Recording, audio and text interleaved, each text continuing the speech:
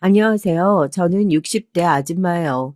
전 못 모르는 나이에 시집가서 서른도 되기 전에 남편을 잃고 지금까지 혼자 아들 하나 보고 살았어요.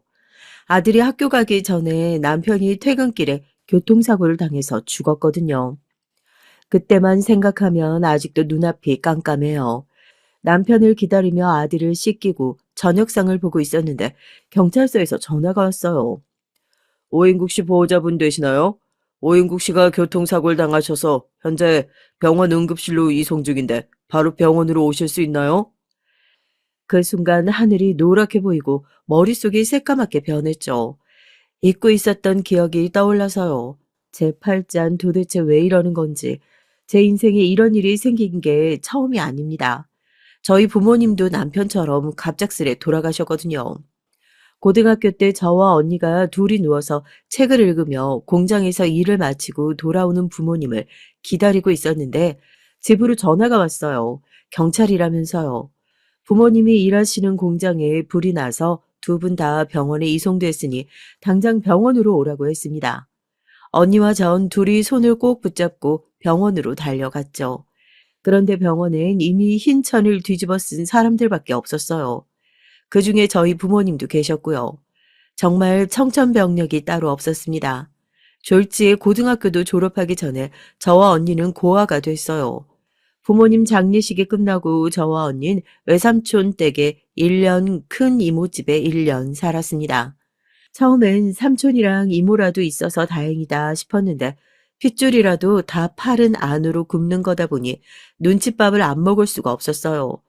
외숙모나 이모부는 대놓고 저와 언니를 보면 한숨을 쉬셨고 저희가 잠든 밤이 되면 삼촌이나 이모나 부부싸움을 하는 소리에 잠에서 깨기도 했고요.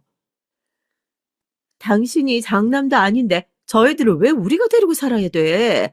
쟤들도 이제 조금 있으면 성인인데 자기들끼리 알아서 살라고 내보내야지. 가진 게 뭐가 있다고 쟤들을 내보내? 아, 당신 돈 있어?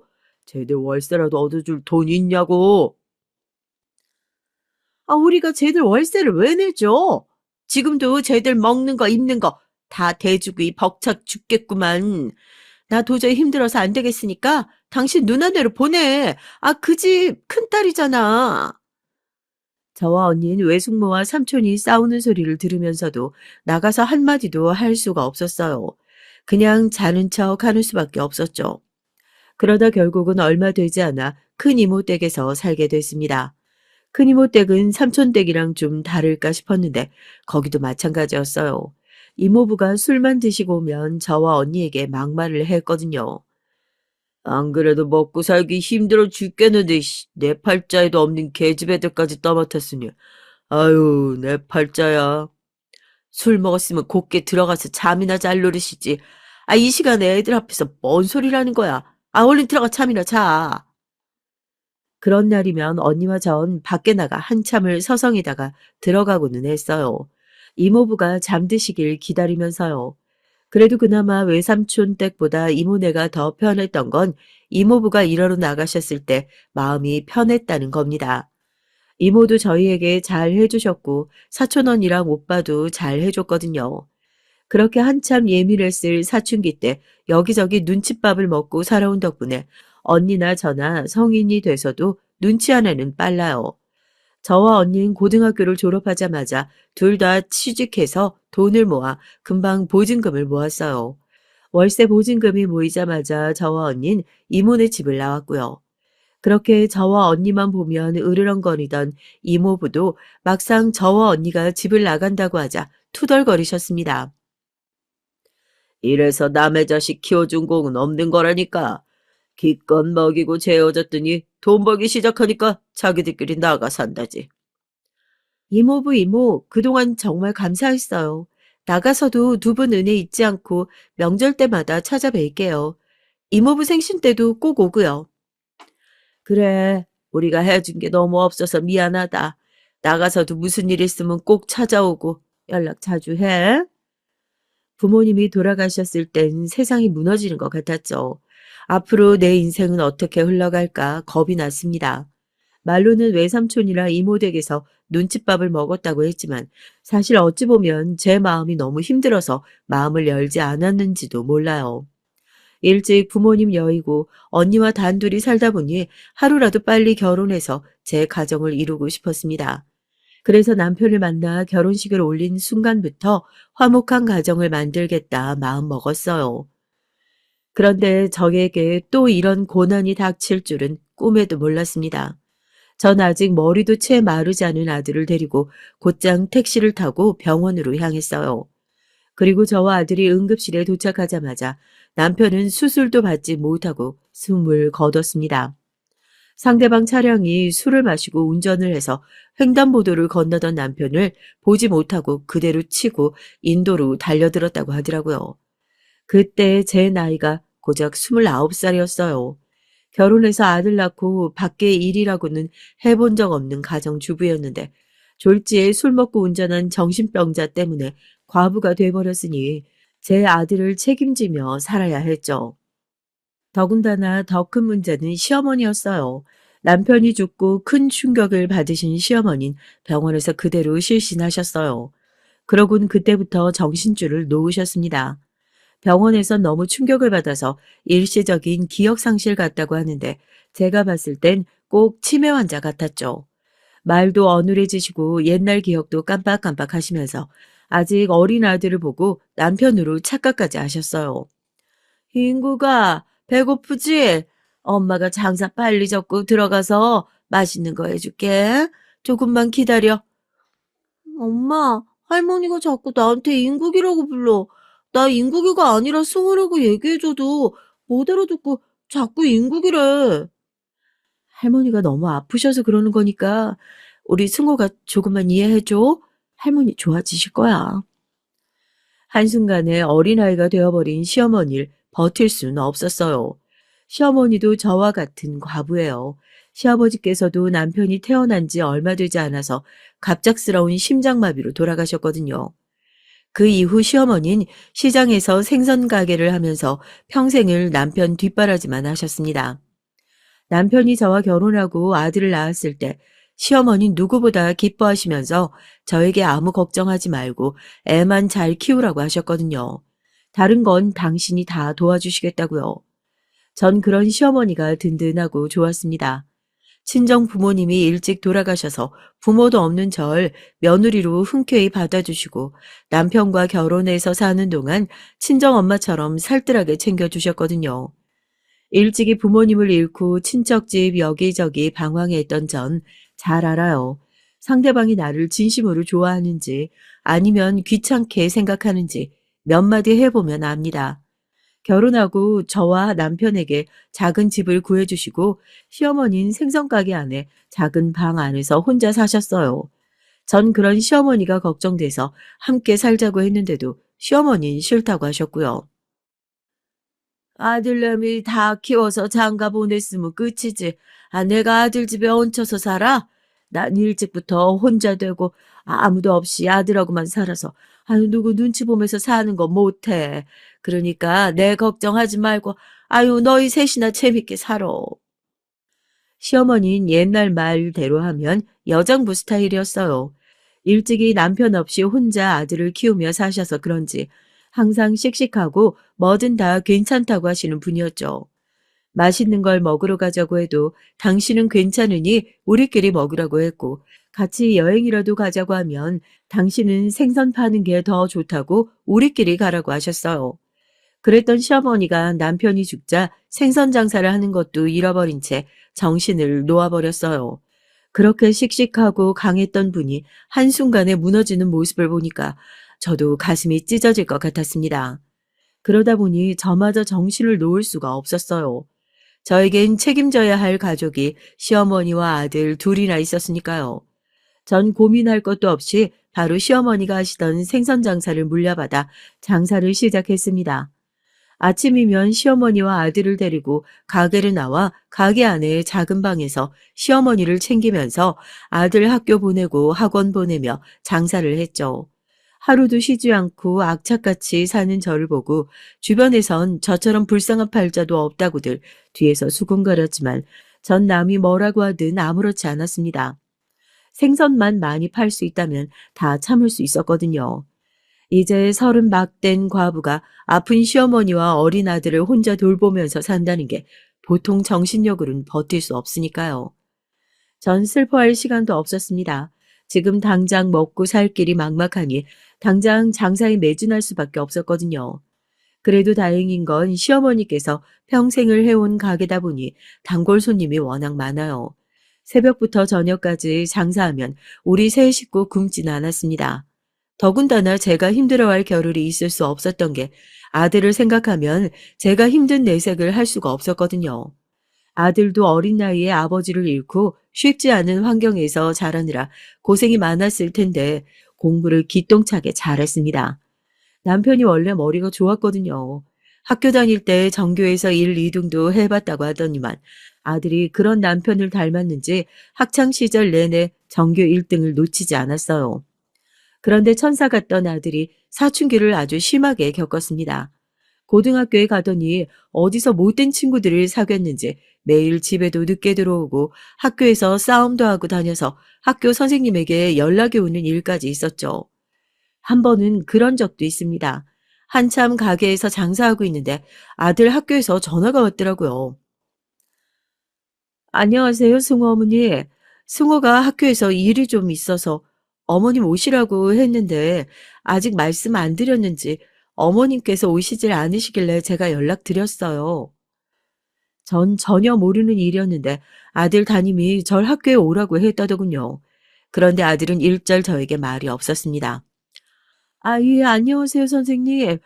아유, 제가 일이 바빠서 찾아뵙질 못했네요. 내일은 꼭 찾아뵙도록 하겠습니다. 무슨 일인지 몰라도 선생님이 직접 전화까지 했으니 보통 일은 아닌 것 같았습니다. 다음 날 전 가게 문을 닫고 학교로 향했죠. 그런데 아들 학교 교무실에 간 전 생각지도 못한 얘기를 들었어요. 저 승호가 요즘 사춘기인지 정관 좀 많이 달라서요. 원래 전교 1등을 놓친 적이 없는 모범생이었는데 요즘은 뭔가 불만이라도 있는 애처럼 친구들하고 붙기만 하면 싸워요. 며칠 전엔 같은 반 애 때려서 코피까지 나게 한 적이 있거든요. 그래서 어머님 모시고 오라고 한 건데 애가 글쎄 자기는 엄마 없으니까 모셔올 수가 없단 소리까지 하더라고요. 전 선생님의 얘기를 듣고 내내 얼굴이 빨개져서 민망했어요. 원래도 아들이 말을 잘 듣거나 얌전한 아이는 아니에요. 그렇다고 엄마가 없다고 말할 정도로 저와 사이가 안 좋지는 않았는데 그렇게 말했다고 하니 저도 충격을 받았습니다. 남편 죽고 가게 하느라 바쁘다 보니 아들에게 부족한 엄마가 되고 싶진 않아서 하고 싶다는 건 웬만해선 다 해주면서 오냐오냐 길렀어요. 그래서인지 애가 제 마음을 몰라줍니다. 평소에 보면 제가 생선 가게를 하는 것도 창피하고 싫은지 주변 친구들에게 우리 집이 생선 가게 한다는 말도 안 하는 것 같더라고요. 선생님께 허리 숙여 죄송하다고 말씀드리고 전 집으로 돌아왔습니다. 아무래도 선생님의 말씀이 걸려 그날 저녁 아들을 앉혀놓고 얘기를 나눴죠. 요즘 사춘기가 온 거냐, 왜 친구를 때린 거냐 물었습니다. 그런데 제 말에 눈이 번쩍 커진 아들이 자리에서 벌떡 일어나더니 갑자기 소리를 지르더라고요. 엄마, 우리 학교에 왔었어? 왜? 학교에 올 거였으면 나한테 말을 했어야지. 왜 말 안 하고 왔어? 아이, 쪽팔려. 얼굴을 잔뜩 구기며 쪽팔린다고 말하는 아들의 태도에 전 기가 막혔죠. 그래서 저도 화가 났습니다. 뭐? 너 이 자식, 너 지금 뭐라고 했어? 엄마가 네 학교에 간 게 왜 쪽팔린다고? 엄마 생선 장사하는 거 아무한테도 말 안 했는데 엄마 설마 그 옷 입고 학교에 온 건 아니지? 그 옷에서 생선 냄새 장난 아니란 말이야. 순간 전 너무 황당해서 말문이 다 막혔습니다. 아들은 제 말은 아예 들리지 않는 건지 자기 얘기만 해댔어요.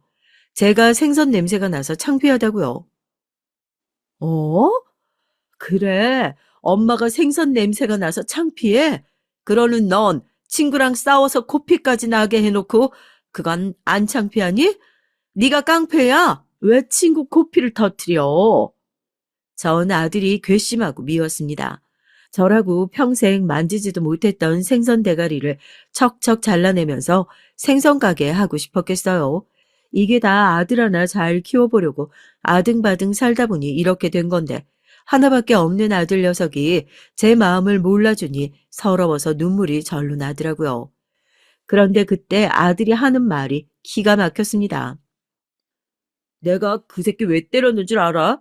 그 새끼가 내가 의대 갈 거라고 했더니만 난 아버지도 없이 가난한 새끼라 죽어도 의대 못 간다잖아. 돈 없어서. 순간 전 가슴이 철렁 내려앉는 것만 같았어요.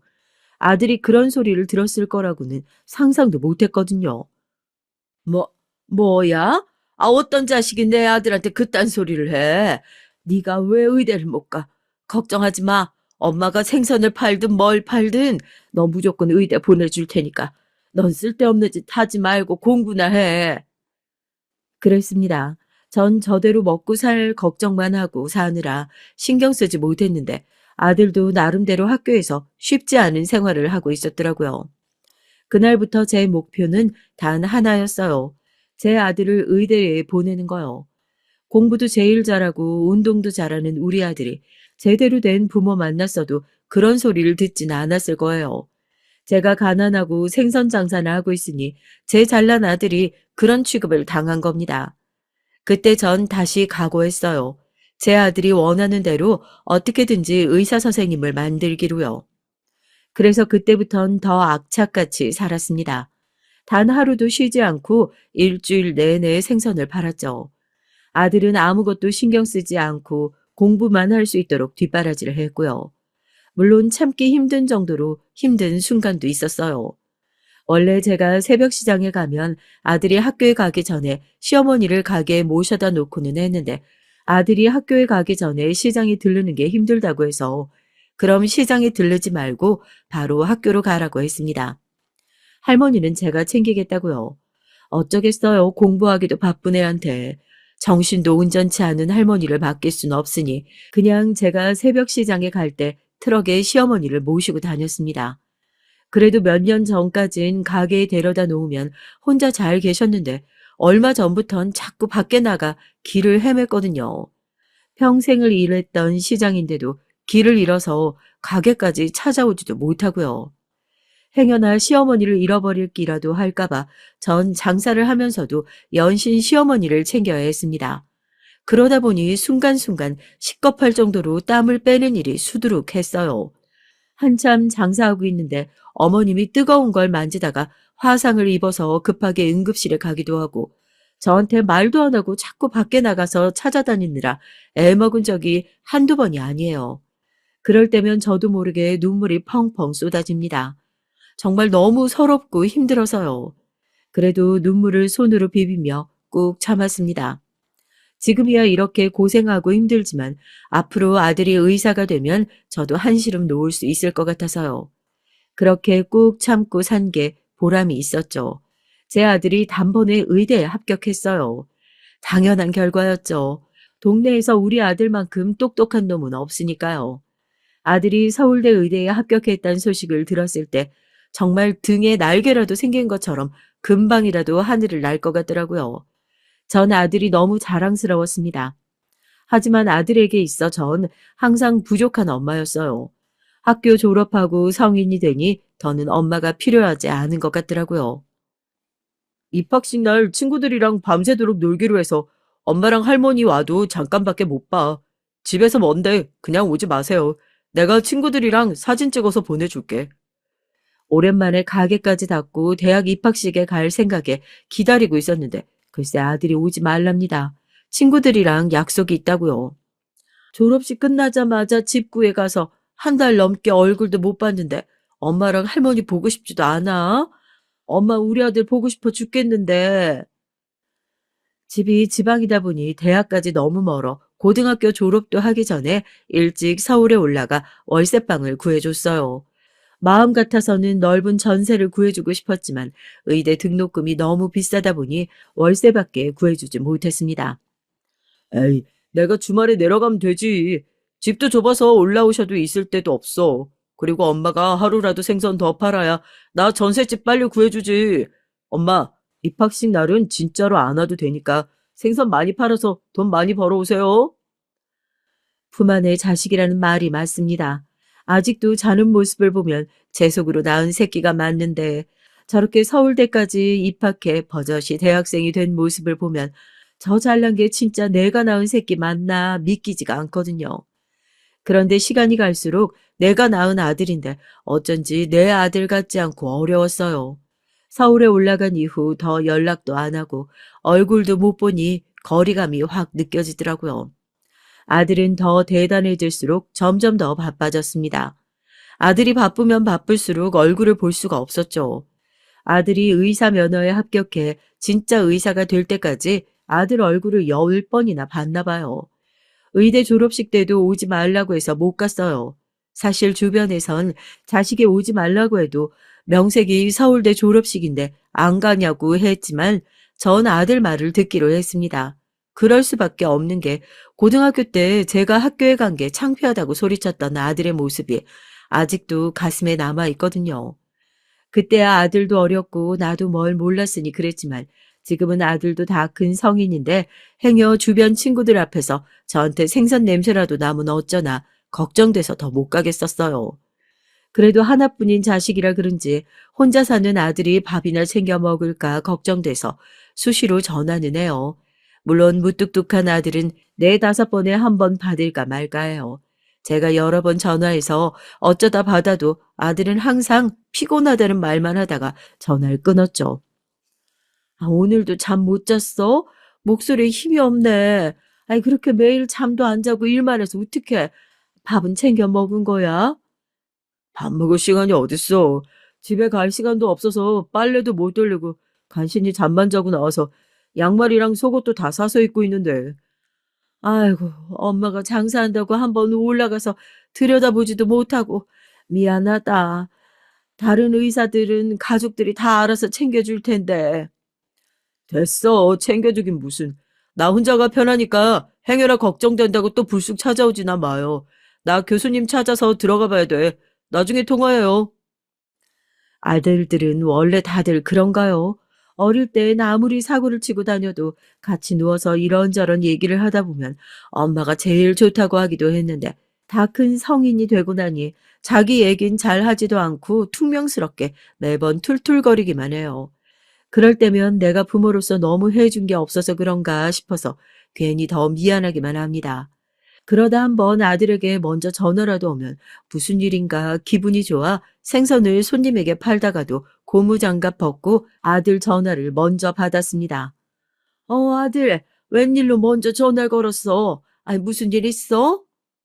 핸드폰 화면에 아들이라는 두 글자만 봐도 심장이 쿵쾅 크게 뛰고 절로 기분이 좋아요. 그럴 때면 이런 게 바로 자식이구나 싶더라고요. 그렇지만 부모는 언제나 짝사랑이에요. 저나 아들 전화를 기다리지. 아들은 자기 할 말만 하고 끊거든요. 엄마, 이번에 전세금 올려줘야 한다고 몇 번을 말했는데 아직도 입금을 안 했어. 아, 바빠 죽겠는데 주인한테 또 전화 왔잖아. 아이고, 엄마가 새벽 시장 갔다 와서 은행 가서 보낸다는 게 깜빡했다. 미안해. 지금 바로 갔다 올게. 아, 그러게 핸드폰으로 돈 보내는 것 좀 배우라니까. 아우, 답답해. 아, 주인한테 또 전화 오면 받기 싫으니까 지금 바로 보내요. 알았어, 아들. 내가 바로 보낼게. 제가 이래요. 매일 이렇게 깜빡깜빡하고 아들 답답하게 하니 아들도 저에게 전화하고 싶지 않은 거겠죠. 아이고, 의사 아들 전화인가 보네. 아니, 아들이 의사면 돈도 잘 벌 텐데 아직도 돈을 보내주고 그래? 모르는 사람들은 제 아들이 의사라고 하면 무슨 재벌이나 되는 줄 알아요. 다 속 모르고 하는 소리죠. 아유, 이제 막 의사 면허 딴 새내기라 대학병원에선 보통 월급쟁이만큼밖에 못 번다고 그러더라고요. 내가 돈 못 버는 것도 아니고, 아, 돈 있는데 도와줄 수 있을 때까진 도와줘야죠. 그래, 그래. 앞으로 교수 되고 자기 병원 차리고 그러면 돈 긁어 모을 텐데. 그때 되면 평생 생선 팔아 뒷바라지한 엄마한테 알아서 얼마나 잘하겠어. 그땐 생선 쳐다도 볼 일 없이 스테이크만 썰걸. 아들 하나 의사 만들었다고 주변에선 다들 난리예요. 앞으로 호강할 일만 남았다고 다들 저에게 잘 보여야 한다고 그럽니다. 그럴 땐 저도 모르게 어깨가 고추세워지긴 해요. 이게 바로 자식 잘 키운 덕인가 싶기도 하고요. 그런데 제가 잘못 생각해도 한참을 잘못 생각했더군요. 제 속으로 낳은 내 자식이지만 내가 내 아들에 대해 너무 모르고 있었어요. 그나마 내 품 안에 있을 땐 아버지 없는 자식이라는 소리 안 듣게 하려고 잔소리도 하고 아무리 없이 살아도 내 자식만큼은 부족한 거 없이 키우려고 부지런히 노력했는데 대학을 가면서 집을 나가고 나서는 연락도 자주 못하고 얼굴도 못 보고 지내니 뭘 하고 사는지 모르겠더라고요. 한 번은 제가 시어머니 때문에 힘들어서 전화 통화하다가 하소연을 좀 했어요. 시어머니가 전보다 치매 증상이 심해져서 이젠 아예 혼자 두고 뭘 할 수가 없더라고요. 제가 새벽 시장에 가는 잠깐이라도 돌봐줄 수 있는 사람을 구해야 하나 걱정이라고 했습니다. 그러자 아들이 딱 잘라서 하는 말이 그냥 요양원에 보내랍니다.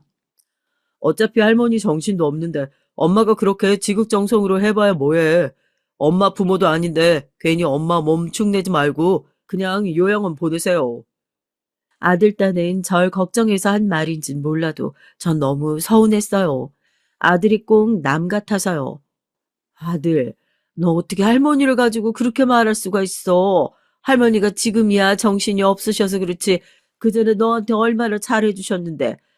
네 아빠 죽고 정신없는 와중에도 너 대학 보내라고 집 한 동 고스란히 엄마한테 준 거 잊었어? 할머니가 우리한테 얼마나 잘해주셨는데 너 그거 절대 잊으면 안 돼.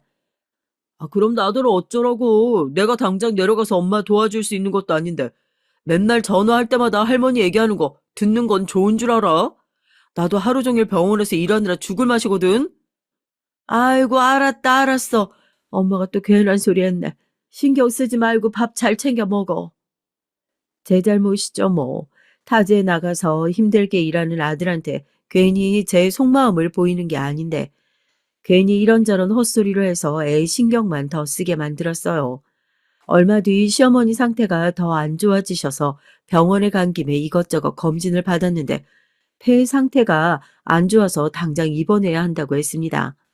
의사 말이 이제 연세가 90이 다 됐으니 그럴 수도 있는 일이라고는 하는데 제가 혼자다 보니 이래저래 불안해서 아들에게 물어보려고 계속 연락했어요. 그런데 며칠 동안 아예 연락이 안 되더라고요. 제가 통화할 때마다 자꾸 힘든 얘기만 해서 듣기 싫어서 안 받는 건가 싶어 메시지도 보내놨는데 연락이 없었습니다. 병원 일이 바쁠 때 하루 이틀은 원래도 연락이 안 되곤 했었는데 이렇게 오래 연락이 안 되는 건 처음이라 걱정이 돼서 시어머니를 간병인에게 맡기고 서울에 한번 올라갔어요. 집 계약할 때 한번 와보고 처음 오는 거라 집 비밀번호도 몰라서 서울역에서부터 연신 전화를 했는데 도대체 무슨 일인지 전화를 안 받더라고요. 혹시나 집에 있을까 싶어 초인종을 눌렀는데 다행히 안에서 인기척이 나더군요. 그런데 집안에서 처음 보는 여자가 문을 열고 나왔어요. 전 놀라서 제가 집을 잘못 찾아왔나 한 번 더 호수를 확인했는데 분명 아들 집이 맞더라고요. 집안에서 나온 여자는 언뜻 봐도 20대 초반 아가씨로 행색이 영 마음에 안 들었습니다. 가슴만 간신히 가린 옷차림에 팬티보다 조금 긴 바지를 입고 문을 벌컥 열더니 나더러 누구냐고 물어보더라고요.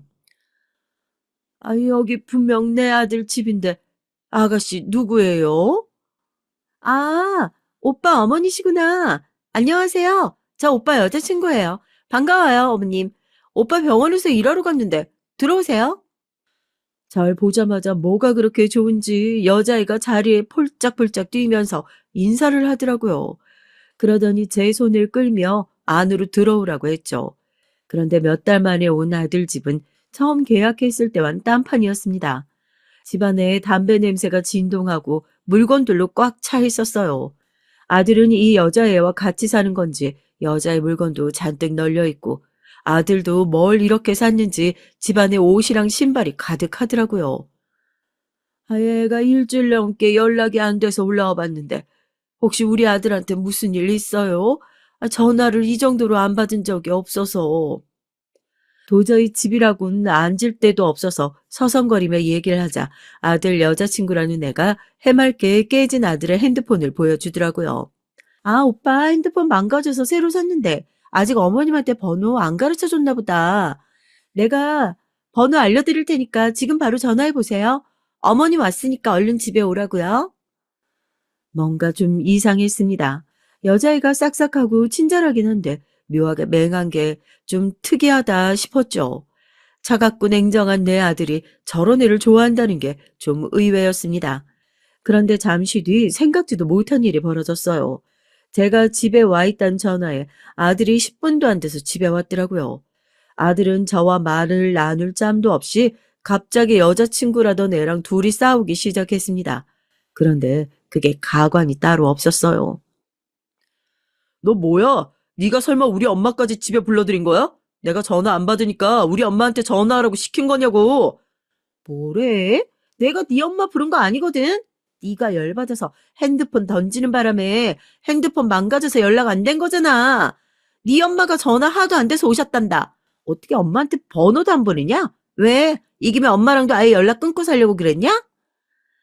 알고 보니 핸드폰이 망가진 것도 둘이 싸우다가 던져서 그렇게 됐나 보더라고요. 어쩌라고 네가 뭔데 나더러 이래라 저래라야. 쓸데없는 데 신경 쓰지 말고 내 집에서 나가기나 해, 거머리야. 뭐? 거머리?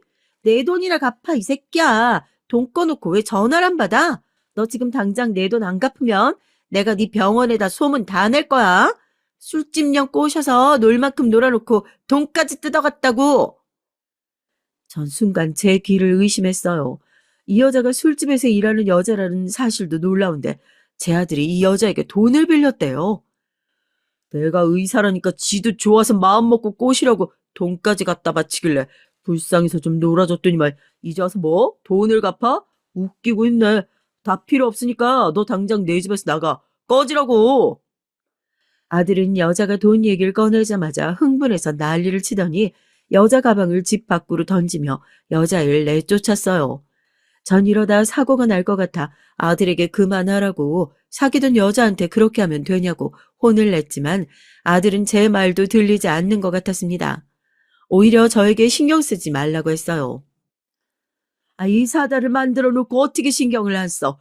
기껏 공부시켜서 의사 만들어 놨더니 저런 애랑 놀아나? 도대체 쟤한테 빌린 게 얼마길래 그래?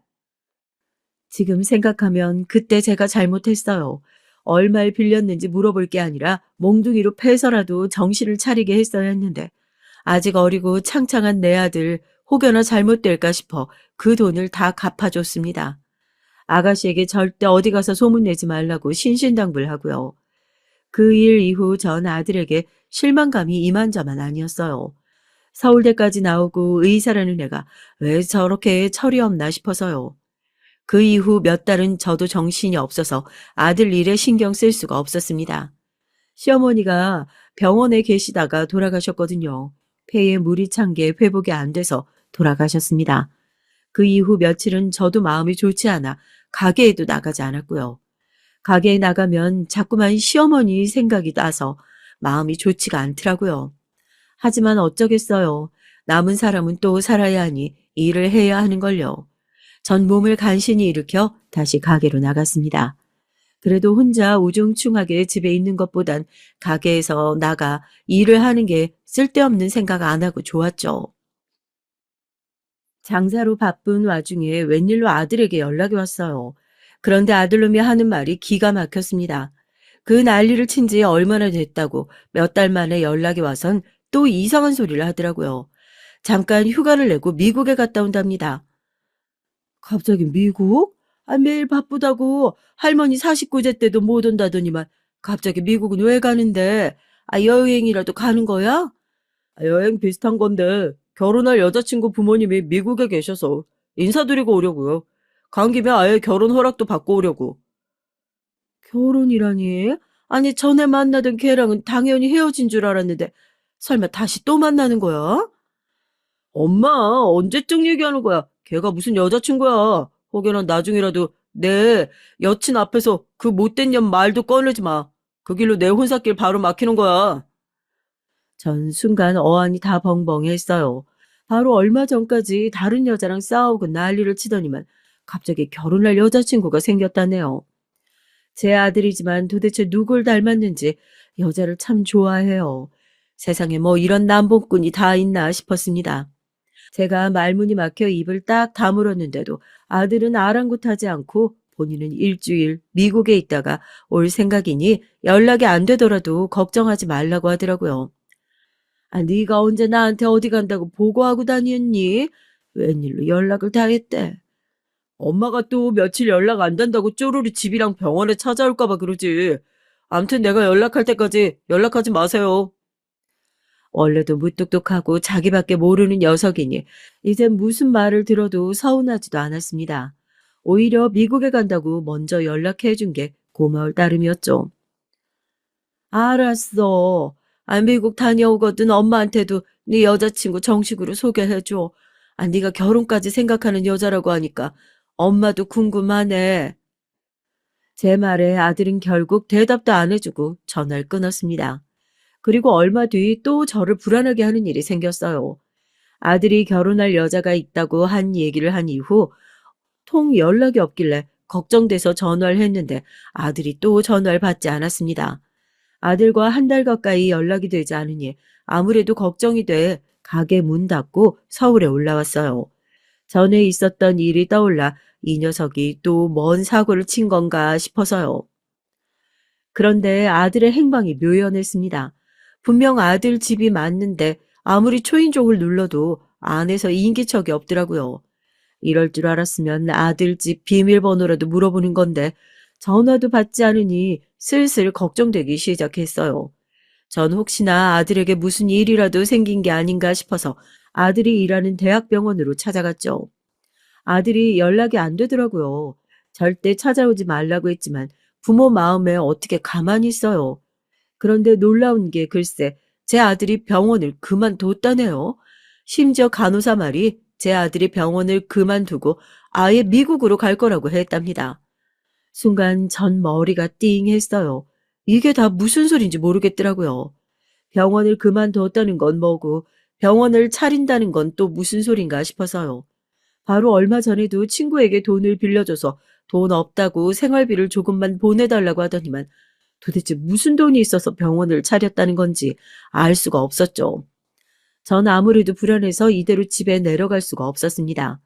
아들 얼굴을 보지 못하면 안심이 되지 않아 못 내려갈 것 같았거든요. 전 다시 아들이 사는 집으로 가봐야겠다 싶어 병원을 나섰죠. 그런데 그때 병원 건너편 횡단보도에 익숙한 얼굴이 보였습니다. 바로 제 아들이었어요. 옆에 웬 여자랑 다정하게 손을 잡고 서 있더라고요. 바로 저 여자가 결혼할 여자인가 보다 싶어 전 반가운 마음에 신호가 바뀌자마자 한달음에 아들에게 달려갔습니다. 연락이 안 된 것도 안 된 거지만 아들이 결혼하겠다고 한 여자가 어떤 애인지 저도 너무 궁금했거든요. 아들, 아, 도대체 뭐라고 다니길래 이렇게 연락이 안 돼? 엄마가 얼마나 연락했는지 알아? 전 아들 어깨를 툭 치며 도대체 뭐라고 다니는 거냐고 했어요. 그제야 저를 발견한 아들은 못 볼 걸 보기라도 한 것처럼 눈을 크게 뜨더니 소스라치게 놀랐습니다. 그때 아들 옆에 있던 아들의 여자친구가 절 위아래로 훑어보더니 저더러 누구냐고 물었어요. 전 당연히 승호 엄마라고 소개하려고 했는데 그때 아들이 먼저 나서서 소개를 하더군요. 그런데 아들이 하는 말이 기가 막혔습니다. 아, 이 아줌마 자기 신경 안 써도 돼. 우리 집 가정부야. 워낙 가깝게 지내다 보니까 나더러 아들이라고 부르시거든. 난 엄마라고 부르기도 하고. 오랜만이에요, 아줌마. 잘 지내셨어요? 순간 전 시간이 그대로 멈추기라도 한 줄 알았습니다. 그 정도로 당황했어요. 아들이 저더러 자기 집에서 가정부로 일하는 아줌마랍니다. 전 다시 곱씹으며 생각해봐도 제가 잘못 들은 줄 알았어요. 아들, 지금 나한테 뭐라고 한 거야? 가정부? 내가 왜 가정부야? 전 너무 기가 차서 말이 나오지도 않았어요. 말을 버벅거리며 아들 팔을 붙잡으려고 하는데도 아들은 절 외면하더니 제게 꾸벅 인사를 하고 그대로 길을 건넜습니다. 너무 놀라서 그 자리에 그대로 굳어버린 전 발이 떨어지지 않아 아들을 따라갈 수가 없었어요. 전 어디로 가야 할지 몰라 내내 방황하다가 결국은 아들 집으로 향했습니다. 병원에서 아들 집까지 10분도 채 걸리지 않는데 그 잠깐 동안 전 오만 가지 생각을 했어요. 그리고 제가 아들을 잘못 키워도 한참을 잘못 키웠다는 생각이 들었죠. 이 자식이 나를 또 개무시해? 내가 생선장사하는 거 창피하다고 해서 평생 그림자처럼 없는 듯 지내줬더니만 이제 나의 엄마를 없는 사람처럼 취급하고 살고 있었어. 전 아들이 괘씸해서 손이 부들부들 떨렸습니다. 지금까지 입학시키고 졸업시키고 오지 못하게 하고 만나던 여자들도 한번 제대로 소개도 해주지 않은 게 다 이런 이유였어요. 주변에 아예 엄마인 나를 얘기도 하지 않은 거였죠. 만약 결혼하기로 했다는 그 여자와 함께 있다가 집 앞에서 다시 나를 만나면 아들은 뭐라고 할지 궁금했어요. 이렇게 된 이상 전 아들의 진짜 모습을 다 까발려줄 생각이었어요. 제가 아들 집 앞에 쭈그리고 앉아 기다린 지 2시간이 지나자 그제야 아들이 나타났습니다. 엘리베이터에서 내리자마자 절 발견한 아들은 순간 미간을 구기더니 한숨을 크게 내쉬며 걸어왔어요. 역시나 제가 집 앞에 와 있을 줄 알고 여자친구는 안 데리고 왔더군요. 그러더니 내 눈도 마주치지 않고 들어오더니 현관 비밀번호를 누르더라고요. 전 너무 우라통이 터져서 아들이 문을 열자마자 활짝 열고 아들보다 앞서 집으로 들어갔습니다. 그런데 아들 집은 여전했어요. 저에게 다시는 사치 부리지 않는다고 돈 아껴 쓸 거라고 해놓고 여전히 집안엔 명품 옷들과 신발들이 잔뜩 쌓여 있더라고요. 자기 주제에도 맞지 않는 걸 이렇게 사들인 이유가 있었습니다. 딱 보니 돈 많은 집 아들이라고 여자들 등이나 처먹고 다니려고 그런 거예요. 하지만 지금은 그런 데 신경 쓸 겨를이 없었죠. 아들에게 확인할 게 너무 많았으니까요. 너 아까 무슨 짓 한 거야? 감히 평생 뒷바라지만 하느라 고생한 엄마더러 뭐? 가정부? 너 이 자식이 제정신이야? 아들에 대한 배신감은 이루 말할 수가 없었습니다. 아들은 절 배신한 것도 모자라 모두를 속였어요. 엄마, 흥분하지 말고 내 말 좀 들어봐. 엄마도 누구보다 내가 잘 나가고 잘 살기 바라잖아. 아까 그 여자 아버지가 미국에서 병원을 해. 나 그 집에 잠깐만 가면 미국에서 인생 완전히 피는 거야. 아들은 말 같지도 않은 소리를 하기 시작했어요. 본인이 미국으로 장가를 갈 거랍니다. 그래서 그 여자 따라 미국 가서 살려고 병원도 그만두고 엄마도 엄마라고 소개도 못하는 거야? 왜? 엄마가 생선 장사한다고 하면 그 여자가 너랑 결혼 안 해준대? 이렇게 된 김에 전 아들의 진짜 속마음을 알고 싶었어요. 그동안 저도 애써 모른 척 외면하고 있었지만 아들이 절 부모로서 존경하기는커녕 창피해야 한다는 건 저도 알고 있었습니다. 하지만 아무리 그래도 정말 절 버리고라도 새로운 인생을 살고 싶어 하는 건지 꼭 알고 싶었어요. 나도 이렇게까지 하고 싶진 않았어. 근데 그 여자애랑 이렇게 잘 될 줄 모르고 처음 만났을 때부터 우리 부모님 다 외국에 계시다고 했어. 아니, 엄마도 알잖아. 내가 좀 귀티도 나고 의사잖아. 그러다 보니 여자들이 만나면 당연히 좀 있는 집안 자식인 줄 알더라고. 아들은 이미 정신이 나간 것 같았어요. 서울대를 나와 의사까지 됐으면 우리 집안에서 성공할 수 있는 만큼 최고로 성공한 건데 거기에 만족할 줄 모르고 거짓말까지 하면서 새로운 삶을 꿈꾸고 있었죠. 마치 자기가 만들어 놓은 거짓말이 사실이라도 되는 것처럼 말이죠. 그래서 너는 어떻게 하고 싶은 건데? 이 엄마가 뭘 어떻게 해주면 되겠어? 제가 다 포기한 듯 아들의 의사를 물어보자 아들은 이때다 싶었는지 술술 얘기를 하더군요. 저더러 그냥 없는 듯 살아주면 된답니다. 그 여자애와는 이미 얘기가 끝난 상태로 곧 미국으로 같이 들어가서 미국에서 의사 면허를 새로 취득할 거래요.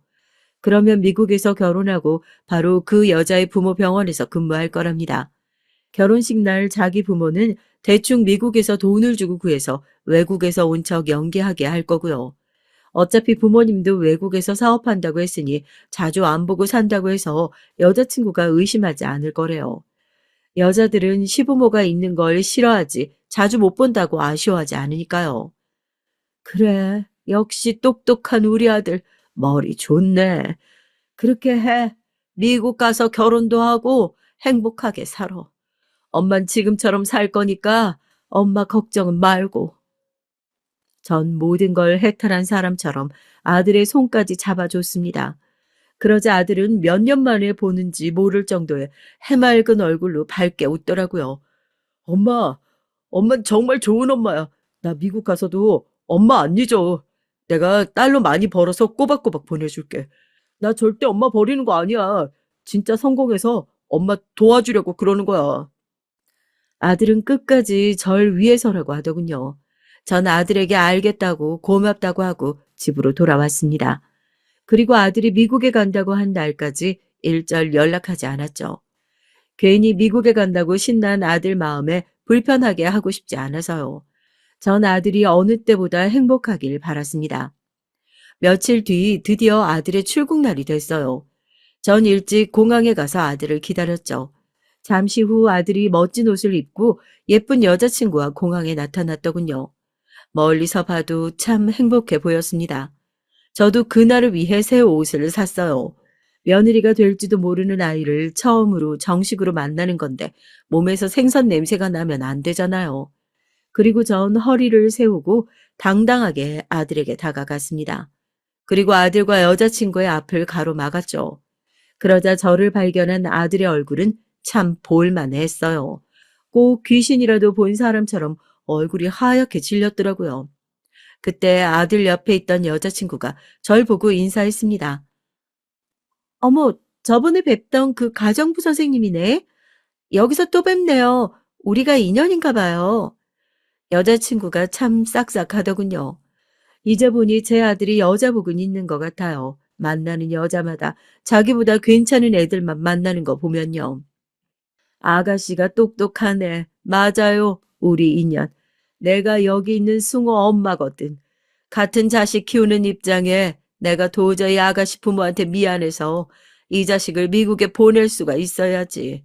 오늘은 좀 슬프고 쪽팔려도 미래를 생각했을 땐 아가씨도 나한테 고마워할 거야. 제 말에 아들 여자친구는 이게 무슨 일이냐고 했어요.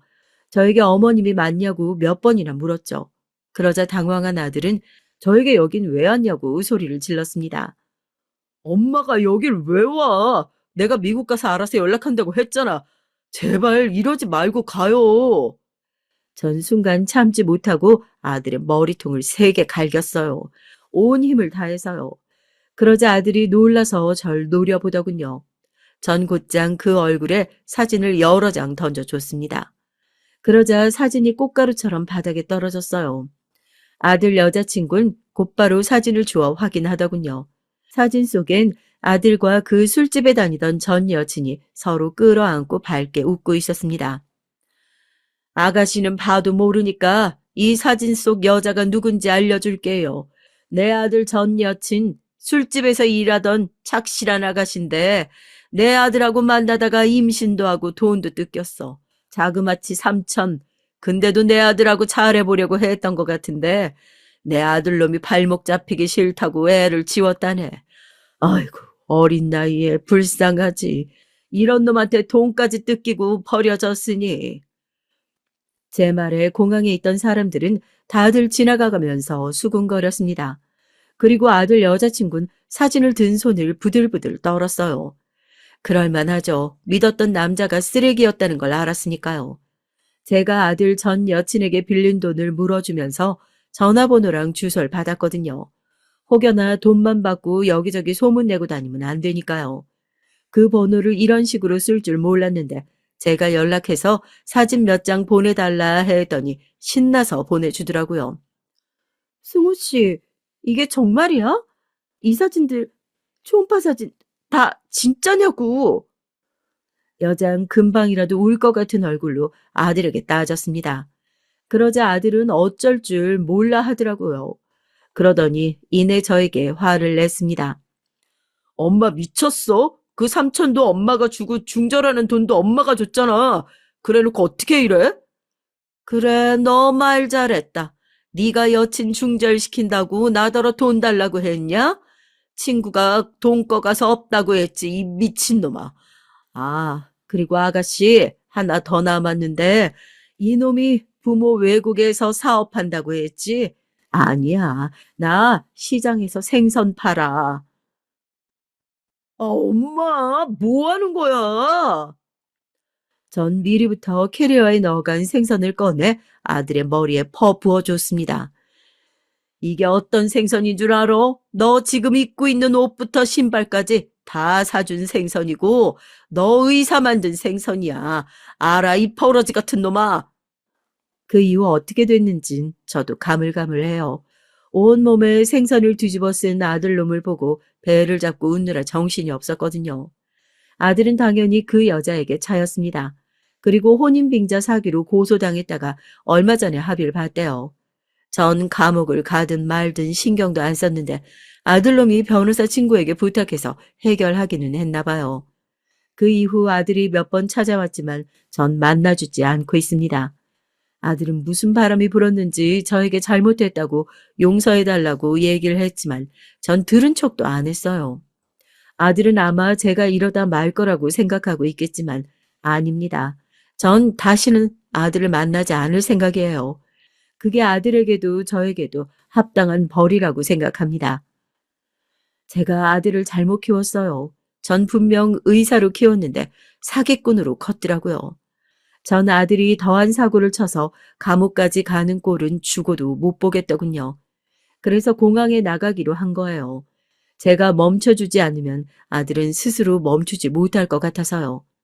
하지만 여기까지입니다. 제가 부모로서 할 일은 이제 다 했다고 생각해요.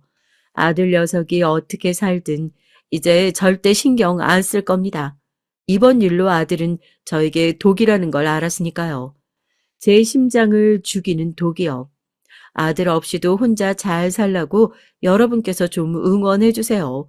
응원하는 댓글 많이 올려주시면 저에게 큰 힘이 될 것 같습니다. 두서없이 써내려간 제 얘기 끝까지 들어주셔서 감사합니다. 여러분의 가정은 언제나 화목하시길 바랄게요. 전 어렸을 때부터 아이를 너무 가지고 싶었어요. 어릴 때부터 항상 인형도 아기처럼 품에 갖고 다녔던 것 같네요. 열심히 일하고 돈을 벌었지만 늘 언젠간 결혼해서 꼭 내 아이를 가져야지 했던 것 같습니다. 회사를 다니고 30대가 지나고 정신없이 일만 했었지만 나중에 태어날 아이를 위해서 담배도 피우지 않고 늘 몸에 좋은 영양제랑 엽산 같은 걸 챙겨 먹었어요. 좀 오버스럽죠? 남자를 만나더라도 그 사람이 얼마나 매력적인지 그 사람이 가지고 있는 조건이라든지 이런 건 별로 중요하지 않았어요. 이상하게 이 사람이 내 아이의 아빠가 되면 어떨까? 이 사람은 어떤 아빠가 될까 하는 생각들이 먼저 들었던 것 같아요. 내 아이의 아빠가 되면 가장 이상적일 사람을 만나려고 했던 것 같습니다. 가정적이고 아이를 좋아하는 그런 사람이요. 그렇게 좋은 사람을 만나 힘들게 아이를 가졌어요. 그 소중한 내 딸아이가 미친 시부모 때문에 장애를 가지게 될 뻔했거든요. 너무나 답답하고 억울한 마음에 복수했지만 아직도 딸의 흉터를 보면 마음이 너무나도 아픕니다. 20대 후반에 전 좋은 아빠가 될 것 같다고 생각한 남자를 만나서 31살에 결혼을 했습니다. 지금 생각해보면 31살이란 나이는 아직도 어리고 좋은 나이인데 그땐 왜 그렇게 조바심이 났는지 모르겠어요. 남편은 조금 더 맞벌이하고 경제적으로 더 풍요로워지면 아이를 가지자고 했지만 전 더 나이가 들면 아이가 가지기 어렵지 않겠냐고 남편을 설득했습니다. 그래서 초반부터 많이 노력했는데 이상하게 아이가 잘 생기지 않더라고요. 몸에 좋다는 한약도 몇 개나 지어먹고 산부인과에 가도 별다른 이상은 없었지만 기대하는 소식은 들려오지 않았죠. 결혼하고 1년, 2년이 지나도 소식이 없으니까 처음엔 별말 안 하던 시부모님도 계속 소식을 물어오셨고요. 점점 나이도 먹어가니까 병원에서 시험관 시술을 권하더라고요. 생각보다 너무 힘들고 어려웠어요. 시험관 시술에 대해서 공부도 많이 하고 참 많이 알아봤던 것 같아요. 그래도 아이 생각하면 다 참을 수 있을 거라고 생각했는데 매일매일 배에다 주사를 꽂으면서 이렇게 고통스럽게 아이를 가져야 하는구나 하고 한탄했던 것 같습니다. 남편이 많이 안쓰러워하면서 도와줬지만 계속 착상이 되지 않고 임신이 안 되니까 많이 답답하고 힘들었어요. 제 친구 나영이가 옆에서 많이 위로해 줬습니다. 나영인 초등학교 때부터 알고 지낸 제 절친이에요. 결혼해도 별 뜻이 없고 통역하는 일을 하는데 일하기도 벅차다며 우리 부부랑 같이 식사하고 얘기하고 노는 게 유일한 힐링이라는 친구였죠.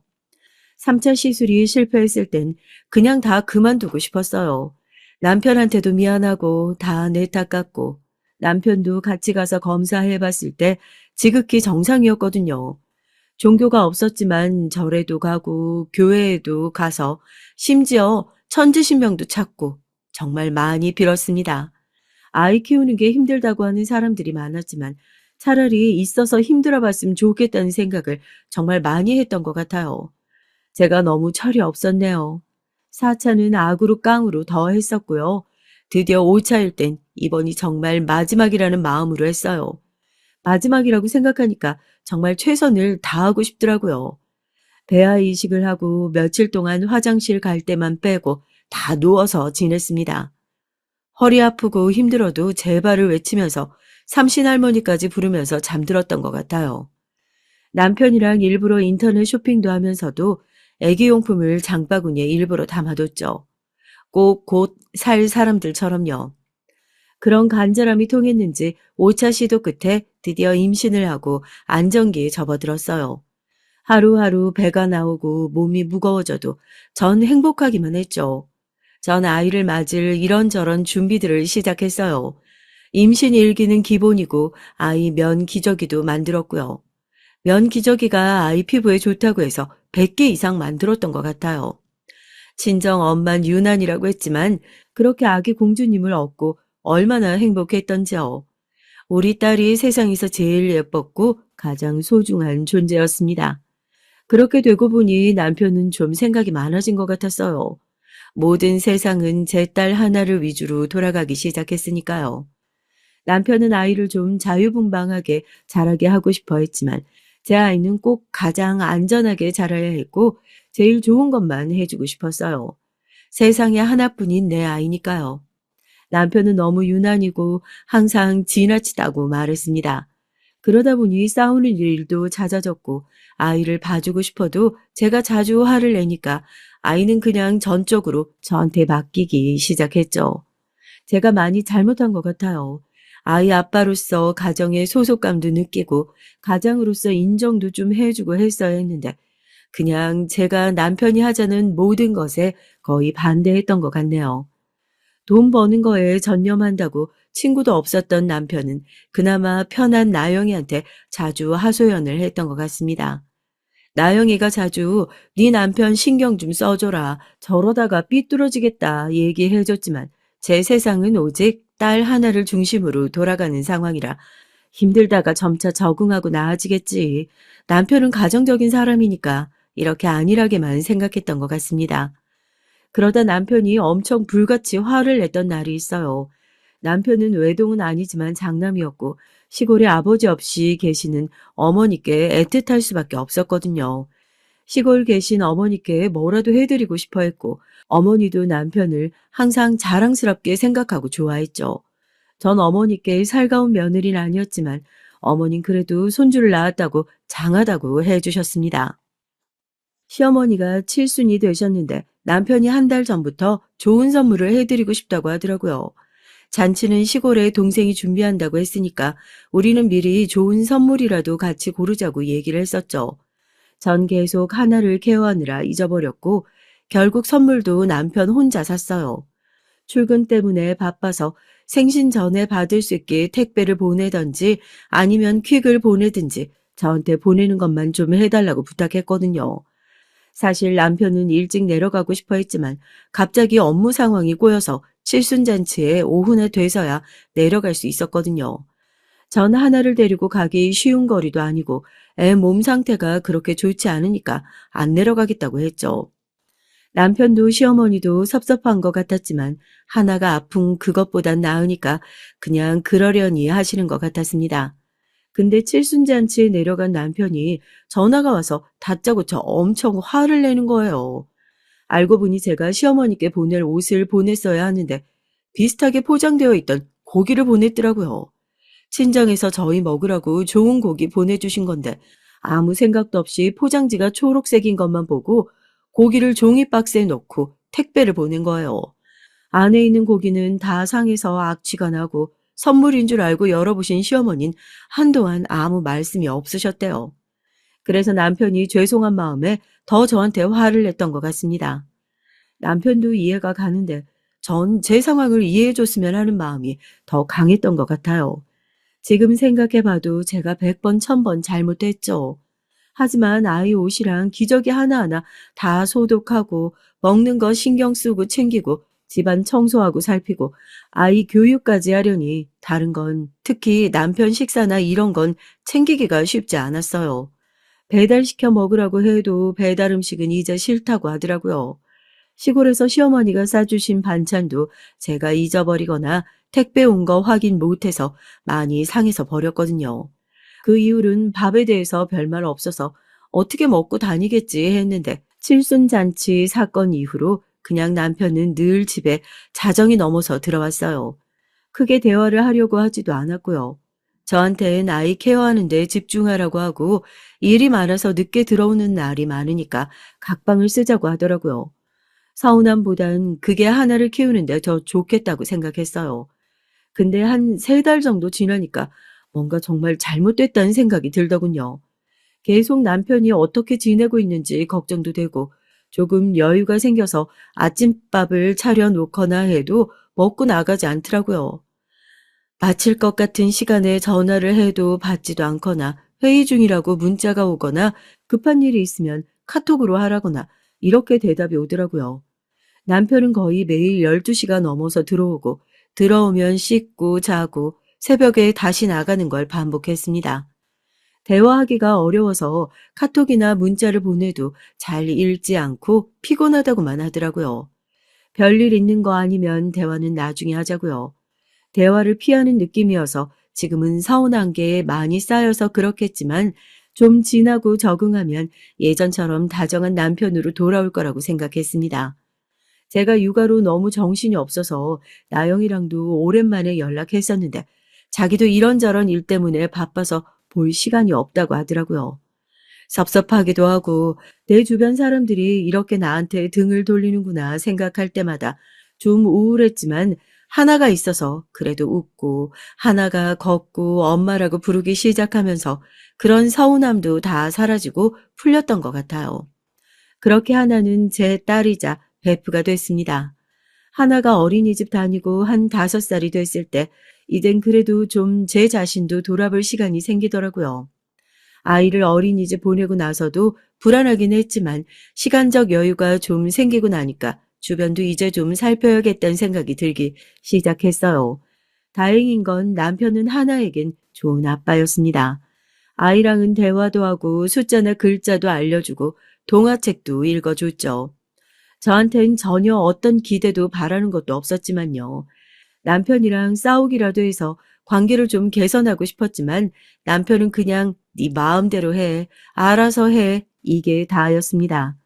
나영이에게도 제가 너무 소홀했어서 나랑 이렇게 연락도 안 되고 대화를 피하는 건가 해서 집 앞에서 몇 번 기다렸는데 집에 많이 늦게 들어오는 건지 시간이 안 맞아서 자주 허탕을 치고 집으로 돌아갔어요. 그러다 전 너무 충격적인 모습을 보고 말았습니다. 드라마에서만 보던 장면이 제 앞에서 벌어진 거예요. 전 손이 덜덜 떨리고 다리가 떨려서 아무 말도 못했습니다. 하나가 깊게 잠들고 난 후 혹시나 늦은 시간에 나영이한테 찾아가면 볼 수 있을까 해서 갔는데 나영이 집에서 다정하게 뽀뽀하고 헤어지는 남편을 봤어요. 늦은 시간이다 보니 주변을 전혀 신경 쓰지 않고 뽀뽀하는 것 같더라고요. 그리고 그 관계가 한두 해 동안이 아닌 아주 오랜 시간이 지난 느낌이라 전 더 괴로워졌습니다. 그 두 사람 앞에 다가가서 불렀어요. 언제까지 숨길 생각이었어? 라고요. 둘은 좀 놀라는 눈치였지만 언젠간 들킬 거라고 생각한 것처럼 안에 들어가서 얘기하자고 했습니다. 예전에 왔었던 나영이 집이랑은 분위기가 많이 다르더라고요. 깔끔한 걸 좋아해서 별다른 짐을 두지 않았던 것과는 달리 둘만의 아기자기한 소품들이 꽤 생겼더라고요. 둘이 같이 찍은 사진들도 있고 그래서 만나기가 어려웠던 거구나 싶었네요. 전 낮은 목소리로 물었습니다. 언제부터 이랬던 거냐고, 또 언제까지 이럴 거냐고요. 놀랐다면 미안하다. 애가 더 크면 이혼할 생각이었는데 이렇게 알게 해서 나도 유감이야. 최대한 빨리 이혼하자 우리. 아니, 무슨 변명이라도 좀 하는 게 맞지 않아? 어떻게 나랑 제일 친한 나영이랑 이럴 수가 있어? 나영이 넌 어떻게 나한테 이래? 어떻게 나한테 이러냐고. 우리가 묻고 싶다. 너한테 나랑 나영인 뭐였는지. 난 돈 벌어오는 기계고 나영인 네가 필요하고 부탁할 게 있을 때만 연락하는 사람이었잖아. 잊었어? 버림받는 건 우리지 네가 아니야. 네 옆에 있으면서 우린 너한테 아무것도 아니었구나라는 생각만 들어서 네 옆에 있기가 너무 힘들었어. 물론 우리 사이가 이렇게 된 건 우리도 바라는 일은 아니었지만 서로를 위하고 기댈 사람이 필요했어. 서로 가장 가깝고 서로 이해해줬던 사람이 나영이었을 뿐이야. 서로를 위해서도 빨리 정리하고 헤어지자. 하나 생각은 안 해? 어떻게 이래? 애가 상처받을 생각은 아빠 없는 애로 자라게 하겠다는 거야, 지금? 그렇다고 하나 때문에 계속 같이 살 수도 없잖아. 상처만 남은 관계인데 그만 정리했으면 좋겠어. 모두를 위해서. 안 돼. 내 딸 아빠 없는 애로 키울 수 없어. 내가 부탁할게. 둘이 살림을 합치든 같이 살든 나 이제 상관없어. 근데 나 이혼 못해. 하나 20살 되기 전까지 절대 이혼은 안 돼. 제발 부탁이야. 내가 이렇게 빌 테니까 하나 상처 입히지 말아줘. 둘은 제가 이렇게 나올 줄은 몰랐나 보더라고요. 결국 이혼하지 않고 일주일에 3일은 각방을 쓰지만 집에 와서 자는 걸로 하고 그냥 그렇게 살았어요. 저도 참 바보 같죠. 우리 하나가 나중에 제 마음을 알까요? 임신했을 때부터 쓰던 일기에 하나하나 제 마음을 꾹꾹 실어 적었습니다. 어떤 모욕과 수치, 힘든 일들이 내 앞에 놓이더라도 넌 행복했으면 좋겠어 하나야. 내 영원한 반쪽, 내 친구, 내 딸 하나야 라고요. 아마 일기보단 하나에게 보내는 편지였던 것 같아요. 내가 널 이렇게 생각하고 사랑했었으니 넌 외롭지 않았으면 좋겠다는 내용의 아주 긴 편지요. 제 남편과 친구는 지키지 못했지만 난 너만은 오롯이 이렇게 지켜냈노라. 전 그 후로 정말 최선을 다했습니다. 딸이 남편과 저의 관계를 눈치채지 않게 더 밝은 사람처럼 웃고 옷도 화사하고 예쁘게 입었어요. 하지만 점점 더 많은 강박이 생겼던 것 같아요. 그럴 수도 있지. 이게 잘 안 됐어요. 내 딸이 그럴 수도 있지. 그런 일들을 겪을 수도 있지. 그런 사람을 만날 수도 있지. 아픔을 겪는 날도 있을 수 있지. 아니, 절대 있어서는 안 돼. 그럴 순 없어. 절대 안 돼. 늘 이런 생각들을 가지고 하나를 대하고 주의를 줬던 것 같습니다. 하나는 자라면서 바이올린의 재능을 많이 드러냈어요. 자기의 감정을 음악에 고스란히 잘 드러냈고 듣는 사람들은 다 감탄했죠. 크게 될 거다. 이대로만 자라게 해라. 이런 말들은 정말 제 심장을 뛰게 했습니다. 아이에게 특출난 재능이 있는 건 정말 저에게 큰 기쁨이고 행복이었어요. 하나도 바이올린을 정말 좋아하니까 중도에도 포기하지 않고 끝까지 노력해서 성공한 삶을 살도록 온 힘을 다해야겠다 다짐했죠. 근데 그게 정말 잘못된 것 같아요. 먹는 것도 제한하고 자세도 절대 흐트러뜨리지 않도록 항상 고쳐주고 연습 시간도 정해주고 아이가 놀고 싶다고 애원해도 한 가지에 열중해서 성공한 사람들 영상만 보여줬어요. 이렇게 해야 성공하는 거다. 이렇게 하면 1등이 될 수 있다. 그러면 다른 사람들이 너를 다 우러러 볼 거다. 넌 꼭 최선을 다해야만 한다. 이런 말만 계속했죠. 아이가 중학생이 되고 사춘기가 됐는데 저랑 아예 말을 안 하려고 하더라고요.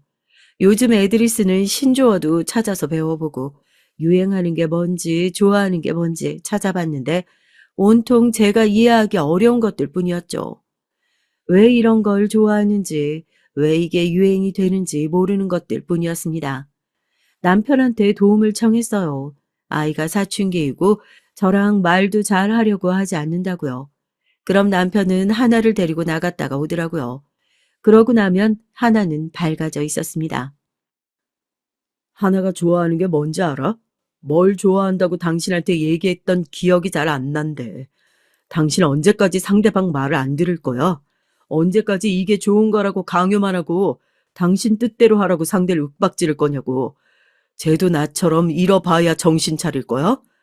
우리 나가서 뭐 했는지 알아? 하나가 좋아하는 거 보고 사고 먹고 온 게 다야. 쟤 얼굴 어떤지 봤지? 마음대로 좀 하게 해줘.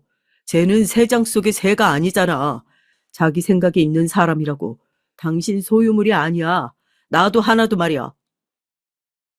사람은 원하는 것만 하고 살 수 없어. 고생 없이 희생 없이 이룰 수 있는 건 없다는 거 알잖아. 재능이 없어서 힘들어하는 사람이 얼마나 많은데? 하나는 천재라고. 바이올린 천재. 꾸준히만 하면 정말 큰 성공할 거라고. 교수님이나 선생님들이 얼마나 극찬을 하는데. 나 쟤 꼭 성공한 사람으로 만들 거야. 하나가 성공하고 싶대? 바이올린으로 세계를 제패하고 싶대? 그런 말 당신한테 한 적 있어? 그때 전 머리를 한 대 맞은 것 같았어요. 하나가 바이올린 하고 싶다고 말한 적이 없었나? 아무런 기억도 나질 않더라고요. 정말 너무 잘해서 잘한다는 것에만 관심이 있었지. 하나가 정말 바이올린을 좋아하는지 모르겠더라고요.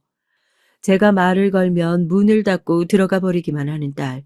사춘기는 그럴 수 있다고 책에서도 영상에서도 봤지만 그 외면은 정말 절 아프게 했습니다. 저는 딸이 헤매는 시간을 줄여주고 싶은 마음이었어요. 원래 가려던 목표 고린 지점까지 가려면 수많은 시행착오를 거쳐야 했는데 저는 덜 고생하고 빨리 그 목표 지점에 도달하게 해주고 싶었거든요. 이 험한 세상에 사람들한테 손가락질 받지 않고 원하는 많은 것들을 이루고 사는 삶을 살았으면 하는 게 제 마음이었는데 소파에 앉아서 생각하고 허공을 바라보는 시간이 많아졌습니다. 가만히 앉아서 클래식을 듣는데 눈물이 나더라고요. 하나는 그런 저를 보고 소리를 지르고 욕을 하면서 나가버렸어요. 저랑 대화하지 않고 지낸 시간이 길어졌는데 레슨 선생님은 하나 실력이 점점 더 좋아지는 것 같다고 하더라고요. 칭찬을 해줘서 고마웠지만 계속 생각이 들었어요. 저게 하나가 원해서 하는 건지 내가 시켜왔어서 그 압박 때문에 하고 있는 건지 알 수가 없었습니다. 이런 상황 속에서도 실력이 늘고 있다고 하니까 전 더 고민이 됐던 것 같아요. 하루는 학교에서 선생님이 연락이 오셨더라고요. 학교에 한번 오시면 좋겠다고요. 애들이랑 잘 어울리고 놀고 다 괜찮은 것 같아 보이는데 학교에서 적성이랑 심리 검사한 게 너무 안 좋게 나와서 연락했다고 하더라고요. 하나는 공부도 열심히 하고 음악도 열심히 하는데 정서적으로 불안하고 고통스러워하고 있다고요. 그 고통을 풀 수 있는 통로가 음악밖에 없어서 열심히 하는 걸로 보이지만 결국 바이올린으로 비명을 지르고 있는 거라고 보시면 된다고 하더라고요. 아이랑 대화하지 않은 지 몇 달이 됐다고 하니까 선생님도 많이 놀라시더라고요. 집으로 돌아와서 고민하다가 결단을 내리고 하나한테 갔어요. 말로 하면 피하기만 할 것 같아서 글로 써서 하나한테 줬죠. 사랑하는 하나야, 네가 행복하면 좋겠다는 마음으로 너한테 좋은 것들만 주려고 했었어. 네가 좋아하는지 싫어하는지 한 번도 물어본 적이 없다는 걸 어리석은 엄만 얼마 전에야 깨달았어. 미안해. 너에 대해서 잘 알려고 하지 않고 내가 알고 있는 것들만 좋다고 너에게 강요했던 모든 시간들을 사과할게. 나도 엄마가 처음이라 어떻게 해야 하는지 잘 몰랐어. 서둘렀던 날 용서해주면 좋겠다. 이제 나도 엄마가 아니라 내 삶을 살아보려고 해. 그리고 내 삶의 모든 결정권도 너에게 다시 돌려줄게. 이제 네가 원하는 걸 하고 살아. 네가 좋아하는 거, 네가 하고 싶은 거 다 네 마음대로 해. 나는 그냥 지켜봐주고 지지해주는 사람이 될 거야. 그 과정에서 오는 아픔과 힘듦 모두 너에겐 새로운 경험들일 테지만 그 과정들을 겪으면서 더 멋있어져 있을 널 이젠 걱정하지 않고 응원할게. 난 진심으로 네가 행복하길 바래. 언제든 필요한 게 있으면 얘기해주면 좋겠다. 사랑해. 엄마가. 편지를 내려놓고 방에서 나와 3시간을 운 것 같아요. 그리고 나서 푹 한잠 자고 났는데 꼭 새로 태어난 것 같았습니다. 우선 얼굴이 제 얼굴이 아니었어요. 눈이 퉁퉁 불어서 딴 사람 같더라고요. 하나는 알아서 학교에 갔는지 집엔 아무도 없었는데 청소를 시작했죠. 오랜만에 제가 먹고 싶었던 음식을 만들어 먹었어요. 늘 하나 위주로 식단을 짜고 건강한 메뉴들만 골라서 만들어주느라 정작 제가 먹고 싶던 걸 못 먹었거든요. 생각해보니까 정말 저도 바보같이 살았었네요. 좋아하는 꽃꽂이도 배우러 다니고 새로 일하려고 보니까 배워야 할 것들이 참 많더라고요.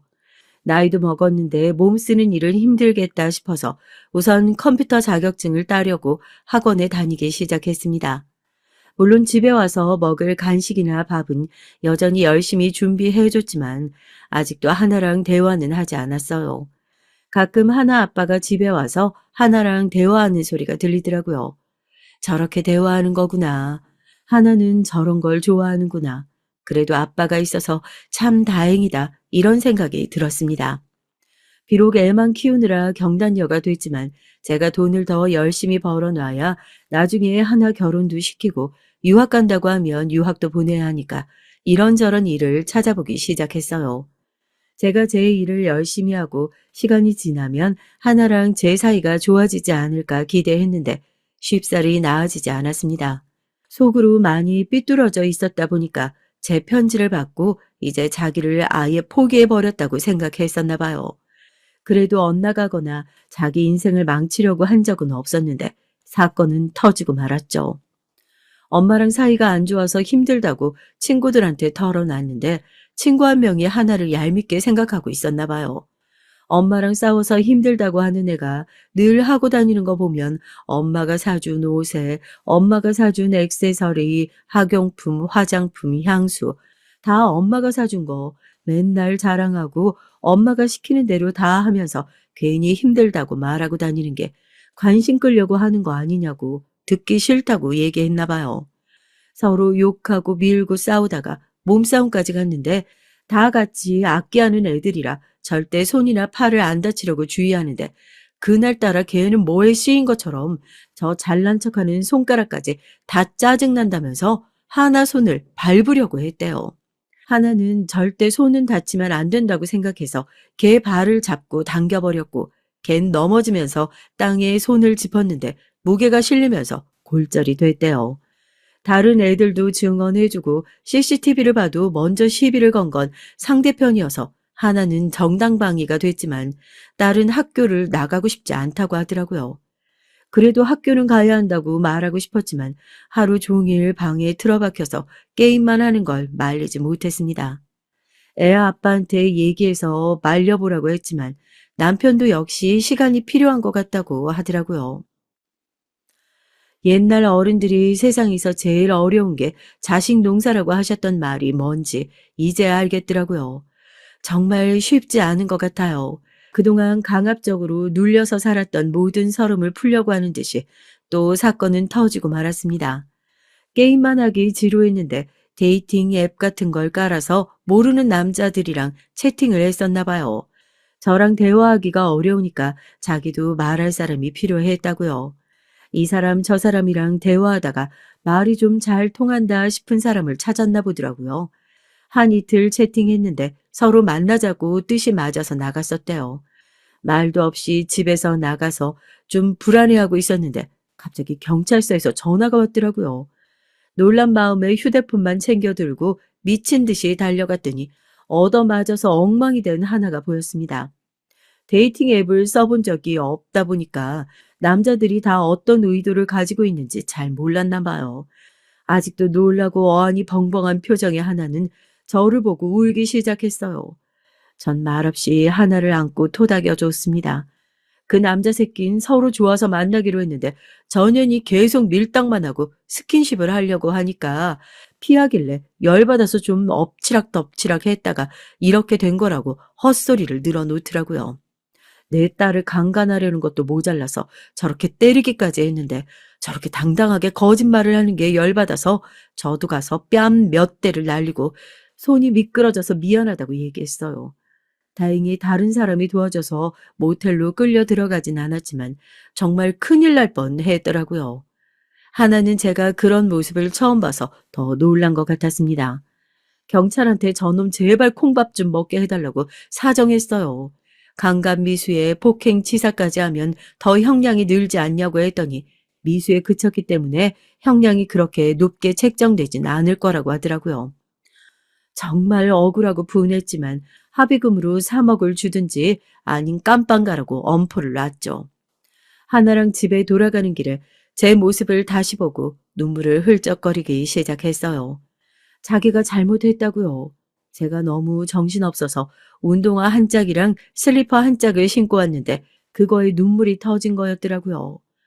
엄만 딸을 사랑하는 게 아니라 엄마 역할을 하는 자기 자신의 모습을 사랑한다고 생각했었는데 완벽한 엄마의 모습을 남들한테 보여주고 싶어서 늘 딸을 통제하고 잘하는 모습만 보이는 것 같았대요.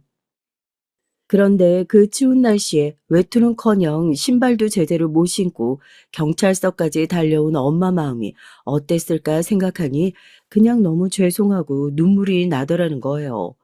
자기가 잘못했다고 엉엉 우는데 저도 같이 껴안고 한참을 울었어요.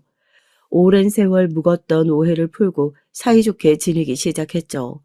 같이 맛집도 다니고 운동도 같이 하러 다녔어요. 친구처럼 딸처럼 같이 지내는 시간이 참 소중하고 반짝거렸던 것 같네요. 그때 보여주었던 하나의 미소는 아직도 사진으로 찍어서 간직하고 있을 만큼 정말 예뻤습니다. 하나는 검정고시를 준비하고 저도 취업을 위해서 열심히 공부를 했어요. 하나는 그만뒀던 바이올린도 다시 시작하고 모든 게 순조롭게 돌아간다고 생각이 들었어요. 하지만 불행은 아직도 시작도 안 된 상태였더라고요. 예전에 있었던 일들은 그냥 추억거리 정도로 끝날 수 있는 것들이었다면 지금부턴 본격적인 불행의 시작이었습니다. 하나는 중등과정은 검정고시에 합격해서 땄고 고등과정도 학원에서 배우고 있었죠. 열심히 노력하더니 고등과정은 1년 만에 마스터해서 또래보다 일찍 고등학교 졸업장을 받았어요. 그래도 전 정말 감사했죠. 학교는 그만뒀지만 그래도 금방 정신 차리고 스스로 노력해서 다시 시작하려고 하는 점이 정말 감사하더라고요. 그런데 수능 준비를 하다가 갑자기 남자친구가 생겼다고 하더라고요. 학원에서 아르바이트하는 대학생이었는데 하나를 보고 첫눈에 반했다고 고백해서 둘이 사귀게 됐다고 하더라고요. 나이 차이는 2살 정도 됐고 하나가 생각보다 나이가 어려서 고민했지만 정말 예쁘게 만나겠으니 교제를 허락해달라고 저한테 인사도 왔더라고요. 저도 연애를 반대하고 싶은 마음은 없었지만 지금이 참 중요한 시기인데 남자친구를 조금 이따 만나면 좋겠다는 생각이 들었지만 하나의 뜻을 존중해 주기로 했어요. 전 남자친구 어디가 마음에 드냐고 했더니 자기를 정말 좋아해 주는 게 느껴진다고 하더라고요. 말도 자기는 너 없으면 안 된다고 하고 자기랑 조금이라도 연락이 안 되는 게 느껴지면 불안해한다고 하더라고요. 바이올린 하는 모습을 보여줬는데 너무 예쁘고 아름답다면서 영상도 찍어서 간직하고 하루에도 몇 번씩 본다고 하는 모습을 보면서 이 남자가 정말 날 좋아하는구나 하고 느꼈다고 하더라고요. 그래서 넌 그 남자를 얼마나 좋아하냐고 물어보니까 아직 잘 모르겠다고 말하는 딸을 보면서 생각이 많아졌어요. 아빠의 부재 때문일까? 내 영향 때문일까? 자기가 좋아하는 사람보다는 자기를 정말 좋아해주는 사람을 감정 없이 만나는 게 정말 걱정이 되더라고요. 근데 하나도 만나보니까 자기한테 점점 가스라이팅을 하고 집착하는 모습에 정신을 차리고 끊어내려고 했는데 대충 눈치를 차린 남자가 하나를 임신시켰더라고요. 눈에서 불이 나오는 것 같았죠. 이제 겨우 마음 먹고 열심히 살려고 하는 애한테 왜 이런 일들이 일어나는지 정말 미칠 지경이었습니다. 하나도 자책하더라고요. 네가 원하지 않으면 아이 낳지 않아도 된다고 말이에요. 죄책감 가질 필요 하나도 없다고. 네 몸은 주인은 너니까 네가 원하는 대로 하면 된다고 말이죠. 생각을 좀 해보겠다고 했는데 이 어려 터진 녀석은 자기한테 온 생명 자기가 책임지겠다고 기어이 그 길을 택하겠다고 하더라고요. 눈물을 흘리며 딸의 결정을 따를 수밖에 없었어요. 나이도 어린 딸이 가는 그 길이 너무 험난하고 힘들어 보이는데 제가 욕을 먹고 원망을 듣더라도 더 단호하게 말리지 못한 후회가 파도처럼 밀려오더라고요. 그놈은 자기가 책임지겠다고 큰 소리만 떵떵거렸지 아무것도 준비된 게 없는 사람이었습니다. 부모가 고철 재활용을 한다고 하시더라고요. 같이 만나는 상견례 자리에서 여자애가 나이도 어린데 몸 간수도 하나 못하고 벌써 애를 가져서 남들 보기 부끄러울 테니 그냥 빨리 같이 살게 하는 게 모양새도 낫지 않겠냐고 하더라고요. 아무리 험한 일을 한다고 해도 말 어떻게 저렇게 할 수 있을까 하는 생각에 당장이라도 결혼을 깨고 싶었습니다. 남자애도 마음에 안 들었지만 집안은 더 마음에 들지 않았어요. 하나한테 정말 이건 아니라고 그만하자고 몇 번 말렸지만 자기 선택이니 존중해달라고 하더라고요. 집안 형편도 그렇고 임신해서 몸도 힘든데 굳이 지금 결혼식 올릴 필요 없고 애 낳고 나서 하자고 하더라고요. 앞으로 어떻게 될지도 모르는데 그게 낫지 않겠냐고 하는데 정말 우리 애를 무시하는 건지 집안을 무시하는 건지 정말 화가 나더라고요. 그 남자애인 부모가 그렇게 얘기하는데도 전혀 뭐가 잘못된 건지 생각이 없어 보였습니다. 비록 임신해서 하는 결혼이지만 애들 앞날은 제대로 축복해 주는 게 맞지 않을까요? 시기라도 제대로 치러서 보내고 싶은 게 제 마음입니다만. 축복이요? 아이고 이건 사고죠. 저희 입장에선 그리 달갑지 않습니다. 그냥 한창 일하고 이제 돈 벌기 시작해야 되는데 벌써 저런 혹을 달아가지고 언제 돈을 모으고 아이고 눈앞이 캄캄하네요. 다행히 저희 공장 사택에 지금 사는 사람들이 나갔으니까 거기서 신혼집처럼 살면 되니까 사부인은 걱정 마시고 지금 결혼이 문제가 아니라 그 한 푼이라도 더 아끼고 애 제대로 키울 생각을 해야죠, 지금. 그래요. 요즘 스몰 웨딩이 대세인데 뭐 다 생략하고 그냥 사는 사람들도 많으니까요. 가볍게 시작하면 되죠. 저는 저 사람들이 하는 행동이나 말들이 너무 기분이 나빴어요. 딸은 반쯤 자포자기한 것 같기도 하고 모든 의욕을 잃어버린 것처럼 보이기도 했죠. 자기의 행동에 대한 반성, 자책, 후회로 가득해 보였지만 그것도 하나가 배우는 과정 중의 일부라고 생각했어요. 울면서 그 공장 사택에 하나를 보냈는데 직접 가보면 마음 안 좋을 것 같아서 이불이랑 식기 같은 거 새로 다 사서 보냈죠. 이럴 때 남편이 있었으면 좋았을 텐데 그러고 보니 저도 제 가정을 제대로 지키지 못했던 게 생각나더라고요. 하나만큼은 그래도 행복했으면 좋겠다고 빌고 또 빌었는데 아이도 무사히 자랄 수 있게 빌고 또 빌었습니다. 3개월 후에 갑자기 하나가 잘 지내라 하는 생각이 들더라고요. 연락이 없었던 지도 오래됐고요. 근데 전화를 해봐도 전화를 받지 않아서 너무 불안한 나머지 사택으로 갔는데 세상에 피를 흘리고 쓰러져 있는 하나를 발견했어요. 사택은 너무 썰렁하고 온기도 없었죠. 음식도 제대로 먹지 못한 것 같았고 상처 입은 들짐승처럼 축 처져서 의식이 없더라고요. 급하게 119를 불러서 병원으로 갔죠. 조금만 더 늦었으면 산모까지 큰일 날 뻔했다고 하더라고요. 외상은 없는데 산모가 뭔가 충격을 받아서 애가 유산된 것 같다고요. 의식을 찾은 딸은 계속 울기만 했어요. 저는 같이 울고 달래고를 반복했죠. 어렵게 입을 뗀 딸이 얘기하더라고요. 시누이랑 남편이 하는 말을 들었다고요. 야, 저 어린애를 왜 임신시켰냐? 사고를 쳐도 좀 나중에 치든가. 동네 부끄러워서 너 애 임신했다고 말하기도 그렇고. 공장 사람들이 계속 물어봐서 엄마가 스트레스 받는 것 같은데? 내가 좋아해줬는데 배은망덕하게 날 배신하려고 하길래 술 진탕 먹이고 콘돔에다 장난 좀 폈지. 근데 바로 임신될 줄 누가 알았나? 아, 저기 애 기저귀값, 분유값 댈 생각하니까 벌써 눈앞이 캄캄하다. 아씨, 장난 좀 친 거 가지고 아빠가 돈 좀 보태주겠지? 야, 저 짠돌이 구두쇠가 퍽이나 돈을 주겠다. 너 보고 공장에서 일하라고 할걸? 아, 난 절대 공장에서 일 안 할 거야. 절대. 내 가오가 있지. 저런 일 왜 해? 아, 아니면 하나 쟤네 엄마한테 돈 좀 모아놓은 것 같은데. 애 더 초췌하게 만들어서 그 집에 돈 좀 뜯어내면 되지 뭐. 아, 내가 왜 진짜 그 생각을 못했지? 그래, 그 엄마 딱 딸내미한테 목숨 거는 호구상이던데? 하나한테 준 옷이랑 가방 봤는데 장난 아니더라. 나 그거 내일 일하러 갈 때 좀 쓸게. 야, 네가 쓰라고 했다가 하면 별말 못할 거 아니야. 내가 살면서 그런 옷에 가방에 구두에 언제 들어보겠냐? 그 덕이라도 봐야지 뭐. 아니다. 몇 개 팔면 돈 좀 될 것 같은데. 제 몸 상태 안 좋으니까 몇 개 없어져도 상관없지 않을까? 나중에 물어보면 뭐, 날 왜 도둑년으로 모으냐고 소리 좀 질러주면 깨갱할 것 같은데. 아싸, 돈 좀 만져보겠구나. 혼자 먹기 없지. 반반 나누자, 어? 그 말을 듣는데 그날 하나가 믿고 있었던 세상이 다 무너져 내리는 것 같았대요. 엄마는 늘 나를 위한 조언을 아끼지 않았는데 또 고집 부리다가 이런 잘못된 결정을 내려서 이런 험한 꼴을 보는구나. 가슴을 치면서 후회를 하는데 배가 아파오기 시작했대요. 조금씩 통증이 있긴 했는데 아랫배가 다 뜯겨져 나가는 것처럼 아파서 애도 엄마가 절망해버린 걸 알았나 보다 하는 생각이 들더래요.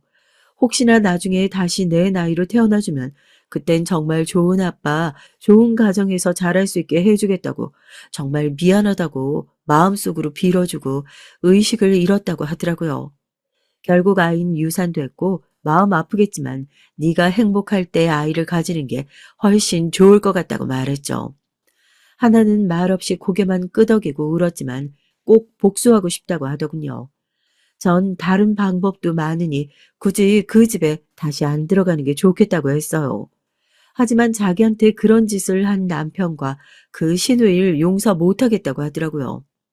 몸이 좀 회복되자마자 그 집으로 들어갔는데 무슨 일이 생기면 바로 연락하라고 신신당부를 하고 그 집으로 보냈는데 한 달도 못 돼서 딸한테 청천벽력 같은 연락을 받았어요. 엄마, 엄마, 내 손 좀 찾아줘요, 엄마. 전 일하던 것도 팽개치고 공장으로 갔습니다. 딸은 거의 반실성한 것 같은 얼굴로 절 보자마자 울부짖기 시작했어요.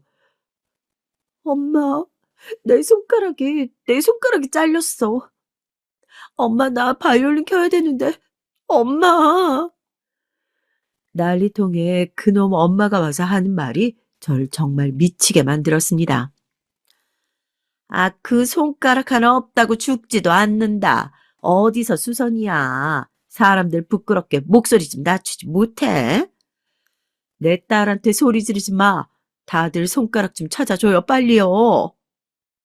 다행히 한마디 정도만 잘렸지만 악기하는 사람한테 손가락 절단은 정말 너무 큰 시련이 아닐 수 없으니까요. 그 와중에 입을 삐죽거리고 팔짱만 끼고 있는 그 여자를 전 절대 용서할 수 없었습니다.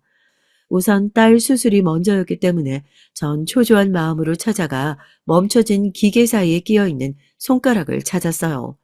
떨리는 손이었지만 손가락을 챙겨서 구급차를 타고 수술 가능한 병원을 찾아갔죠. 손가락 접합 수술을 하는 곳도 잘 없고 잘하는 사람을 만나기도 쉽지 않은 현실에 심장이 오그라드는 것 같았지만 다행히 도착하자마자 진행된 수술에 손가락은 건질 수 있었어요. 아이를 잃은 지 얼마 되지 않아서 손가락까지 다친 하나는 정말 많이 괴로워했습니다. 죽고 싶다고 말하기도 하고 자기를 좀 때려달라고도 하고 다른 손톱을 물어뜯기도 하고 온몸을 막 부들부들 떨면서 고통스러워했어요. 하나야, 내가 전에 너한테 했던 말 기억나니? 네 삶의 모든 결정권을 네게 돌려줄 거니까 네가 원하는 삶을 살라고 했던 말. 나 그냥 지켜봐 주고 지지해 주는 사람이 될 거고 아픔과 힘든 상황들이 너에겐 새로운 경험들일 거지만 그 과정들을 겪으면서 넌 더 멋있어져 있을 거라고 했던 말 말이야. 삶은 이렇게 달콤하지 않아. 오히려 쓰기도 하고 고통스러운 건데 넌 지금 행복해지기 위한 과정 중에 있는 거야. 나도 많이 힘들었는데 그 과정 지나가면서 지금의 너를 만날 수 있었어. 우리 이 과정도 현명하게 잘 지내보자. 너를 아프게 한 사람들 절대 용서하지 말고 그 사람들한테 복수하고 네가 아팠던 만큼 다 갚아줘야지. 그럼 네가 힘을 내야 해. 너 그러려고 그 집에 다시 들어갔잖아. 나 같은 든든한 네 편을 두고 이렇게 힘을 못 쓰면 어떡하니? 괜찮아. 다시 일어서면 돼. 엄마, 엄마, 엄마. 하나는 한참을 울다가 조금씩 힘을 내기 시작했어요. 밥도 먹고 힘이 좀 나더니 수술한 손가락이 벌써 간질간질하다고 웃더라고요. 다행히 수술 경과가 좋아서 악기 다루는데 문제 없을 거라는 진단을 받았습니다. 하나는 방에 캠을 설치했더라고요.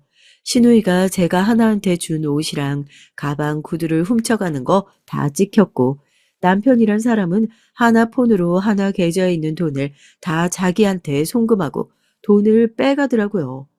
제가 비상금으로 쓰라고 준 돈인데 하나한테 허락도 받지 않고 자기 돈인 양 술 먹고 여자 만나고 다녔나 보더라고요. 전 그것만으론 부족하다고 생각했어요. 하나가 다치게 방조하고 방관한 사람들 다 가만둘 수 없더라고요. 남편한테 연락했죠. 남편은 그간 하나한테 있었던 일을 모르다가 하나가 겪은 일들을 알고 분노를 참지 못했어요. 자기한테 다 맡기라고 하더니 얼마 후에 보니까 그 공장이 망했더라고요. 안전교육도 제대로 받지 않고 장비도 갖추지 않은 채로 사고가 났는데 사고가 난 이후에도 아무도 제대로 된 조치를 취하지 않고 은폐하려고 했던 정황을 다 모아서 노동청에 고발을 한 거였어요. 영업 정지에 유산한 지 한 달도 안 된 며느리를 그렇게 부려먹고 다치게 한 악덕 사업장이라고 기사까지 나서 사업장은 거래처가 다 끊겨서 폐쇄가 됐고요. 그 아들, 딸도 절도죄로 고소하고 또 인터넷으로 얼굴까지 다 퍼뜨렸어요. 다시는 떳떳하게 고개 들고 다니지 못하도록 말이에요. 아니, 그 젊은 애가 집에서 놀고만 있는데, 공장 나와서 일 좀 도우라고 했다고, 이렇게까지 하는 게 말이나 돼요? 참나, 고작 손가락 한마디 잘린 거 가지고, 우리 때는 비일비재한 일이었고, 그래도 안 죽는다고. 진짜 유난 떠네. 아직도 남의 자식 구렁텅이로 넣어놓고 반성 한번 안 하시네. 좋아요. 빌기라도 하면 좀 감형해 주려고 했더니 역시 필요 없겠네요. 콩밥 제대로 드세요. 어이가 없어서. 네 자식이 그렇게 다쳤으면 네 딸이 손가락이 잘렸어도 손가락 하나 없어도 상관없다고 할 거야? 유산한 지 한 달도 안 된 애를 음악하는 애라서 손 다치면 안 된다고 사정했는데 그런 애 바깥 벌라고 떠밀어서 다치게 한 널 절대 용서 안 해. 두고 봐. 재활을 부지런히 해서 상처는 좀 남았지만 움직이는 데 불편함은 많이 좋아졌다고 해요. 부지런히 스트레칭도 해주고 손을 전보다 더 소중하게 여기고 살게 됐다고 하더라고요. 다행히 왼손이 다쳤으면 거의 연주는 힘들 수도 있었는데 활을 켜는 손이라서 그나마 좀 나은 것 같다고 하더라고요. 좀 심심해하는 것 같아서 하나 임신했을 때부터 썼던 일기를 하나한테 보여줬죠. 틈날 때마다 읽어보면서 하나는 무슨 역사책을 보는 것 같은 기분이 들었대요. 그 일기엔 그날그날 있었던 일과 날씨, 사람들과 주고받았던 대화, 먹었던 음식, 하나가 움직였던 느낌 등 정말 자세하게 적혀 있어서 놀랐고 아빠와의 일도 다 적혀 있어서 놀랐다고 하더라고요. 하나가 저랑 대화를 안 하고 피하려고 했던 게 저랑 남편이 헤어지고 별거 아닌 사이라는 걸 알게 돼서 그랬다고 하더라고요. 아빤 자기를 유일하게 숨쉬게 해주는 사람, 자기를 좀 더 자유롭게 해주는 사람인데 그런 아빠까지 등 돌리게 만들었고 엄마 욕심으로 아빠를 자기한테 뺏어가게 했다는 생각에 너무 미웠다고 하더라고요. 그런데 알고 보니 나영이 이모랑 아빠가 불륜을 해서 엄마랑 별거를 하게 됐다는 것에 너무 놀랐고 더구나 불륜을 저질렀는데도 엄마 아빠가 헤어지지 않았던 건 다 자기가 상처받게 하지 않으려고 엄마가 한 일이었다는 것에 너무 놀랐대요. 자기가 그렇지 않아도 힘든 엄마를 더 힘들게 했다는 생각에, 그리고 자기를 너무 사랑하는 그 마음에 힘을 내야겠다는 생각이 저절로 들었답니다. 그 아픈 주사들을 맞아가면서 자기만을 기다렸을 엄마한테 너무 몹쓸 짓을 많이 해서 지금 벌 받는 것 같다고 저한테 얘기하더라고요. 전 그냥 네가 내 옆에 있어서 행복하고 네가 좋아하는 일 하면서 행복하게 살았으면 좋겠다고 했어요. 그 후로 저흰 세상에 둘도 없는 친구가 됐죠. 모녀지간이지만 서로를 누구보다 잘 알고 서로 대화하고 상의하면서, 그리고 자주 투닥투닥 하면서 그렇게 살아가고 있어요. 그 나쁜 놈들은 다 실형을 받고 감옥에 있다네요. 제발 죗값을 치르고 좀 개과천선하면 좋겠다는 생각이 드네요. 날 때부터 다른 사람 누가 있겠냐만 다시는 만나고 싶지 않은 사람들인 것 같아요. 하나는 재활을 끝내고 열심히 바이올린 연습을 하고 대학을 진학했어요. 결국 또래들이랑 같이 학교를 갔는데 새로운 친구도 많이 사귀고 교양을 듣는데 재밌고 좋다고 하더라고요. 다친 손가락엔 흉터를 가리려고 컬러 타투를 했는데 친구들이 예쁘다고 자기도 하고 싶다고 한대요. 예전 컨디션을 90%까지 올렸는데 10%도 꼭 채워서 나중에 연주회 초대하겠다고 하는데 너무 감동적이었죠. 딸이 연주회를 열 때 참석하는 제 모습을 전 늘 꿈꾸고 있었거든요. 그때까지 저도 열심히 운동하고 더 능력 있는 엄마가 되려고 열심히 회사를 다니고 있어요. 나이 많은 나 같은 사람 뽑을까 싶은 일자리에 지원했어요. 근데 다행히 연륜 있고 센스 있는 사람을 좋아하셔서 멋지게 취업을 했습니다. 하나가 보더니 너무 멋있다고 하더라고요. 하나는 늘 사랑을 받기만 해서 주는 방법도 잘 몰랐고 늘 사랑 안에서 살다 보니 그 사랑이 얼마나 크고 대단한지 몰랐대요. 그런데 그 끔찍한 사택에 살면서 늘 자기를 위해서 밥을 하고 돈을 벌고 자기를 챙겨주는 엄마의 모습이 계속 아른거린대요. 아이를 임신하고 내가 과연 그런 엄마가 될 수 있을까 계속 생각을 했다고 하더라고요. 네가 준비가 되지 않았을 때 임신을 해서 더 그런 마음이 들었을 것 같다고 얘기해 줬어요. 전 어렸을 때부터 내 아이를 가지길 원했고 늘 아기를 가지려고 준비했었기 때문에 바라고 바라던 아이를 얻었을 때 정말 감사하고 기뻤다고 말이죠. 그런데 아이를 위한 마음이 너무 지나쳤던 탓에 주변에 소중한 사람들이 병들어가는 걸 몰랐다고요. 소중한 사람들이 내가 생각하는 대로 늘 그 자리에 있어주진 않는다는 걸 배웠다고요. 소중할수록 아껴주고 살펴줘야 잃지 않을 수 있다는 걸 깊이 깨달았다는 걸 말이죠. 겪으면서 너무 많이 아팠지만 같은 실수는 이제 하지 않을 수 있게 돼서 좋은 것 같다고 말했죠. 하나는 이제야 엄마를 조금 이해할 수 있을 것 같다고 하더라고요. 자기한테 도움되는 말들인 걸 알지만 늘 같은 것만 하라고 하는 엄마한테 그냥 반항하고 싶어서 말도 하지 않고 외면했다는데 그게 엄마한테 상처가 됐다면 정말 죄송하다고요. 그리고 돌고 돌아서 다시 이렇게 돌아와서 지름길을 알려주는 엄마를 괴롭혀서 이렇게 돌아서 온 것 같다고 말하더라고요. 누구나 어둠이 눈앞에 내린 시간이 있는 것 같아요. 누가 어떤 얘기를 해도 내 마음대로 듣고 내 눈앞에 어둠이 내려서 그 어떤 것도 제대로 보이지 않는 시간이요. 내 눈앞이 어두우면 그게 하얀색인지 검은색인지조차 알 수 없으니까요. 눈앞에 닥치는 시련들이 제대로 보이면 참 좋겠지만 우린 잘 모르고 살아가죠. 그 어둠이 얼마나 크고 어둠을 벗어나는데 얼마나 오래 걸릴지도 모르고요. 하지만 그렇게 헤쳐나가야 하는 그 길을 더듬거리며 나가다 보면 내 손을 잡아주고 날 밝은 곳으로 이끌어줄 크고 작은 손들이 생기더라고요.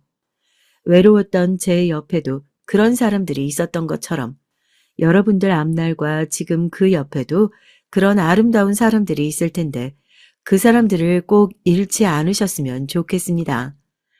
다들 행복한 하루하루 되셨으면 좋겠어요. 꼭이요.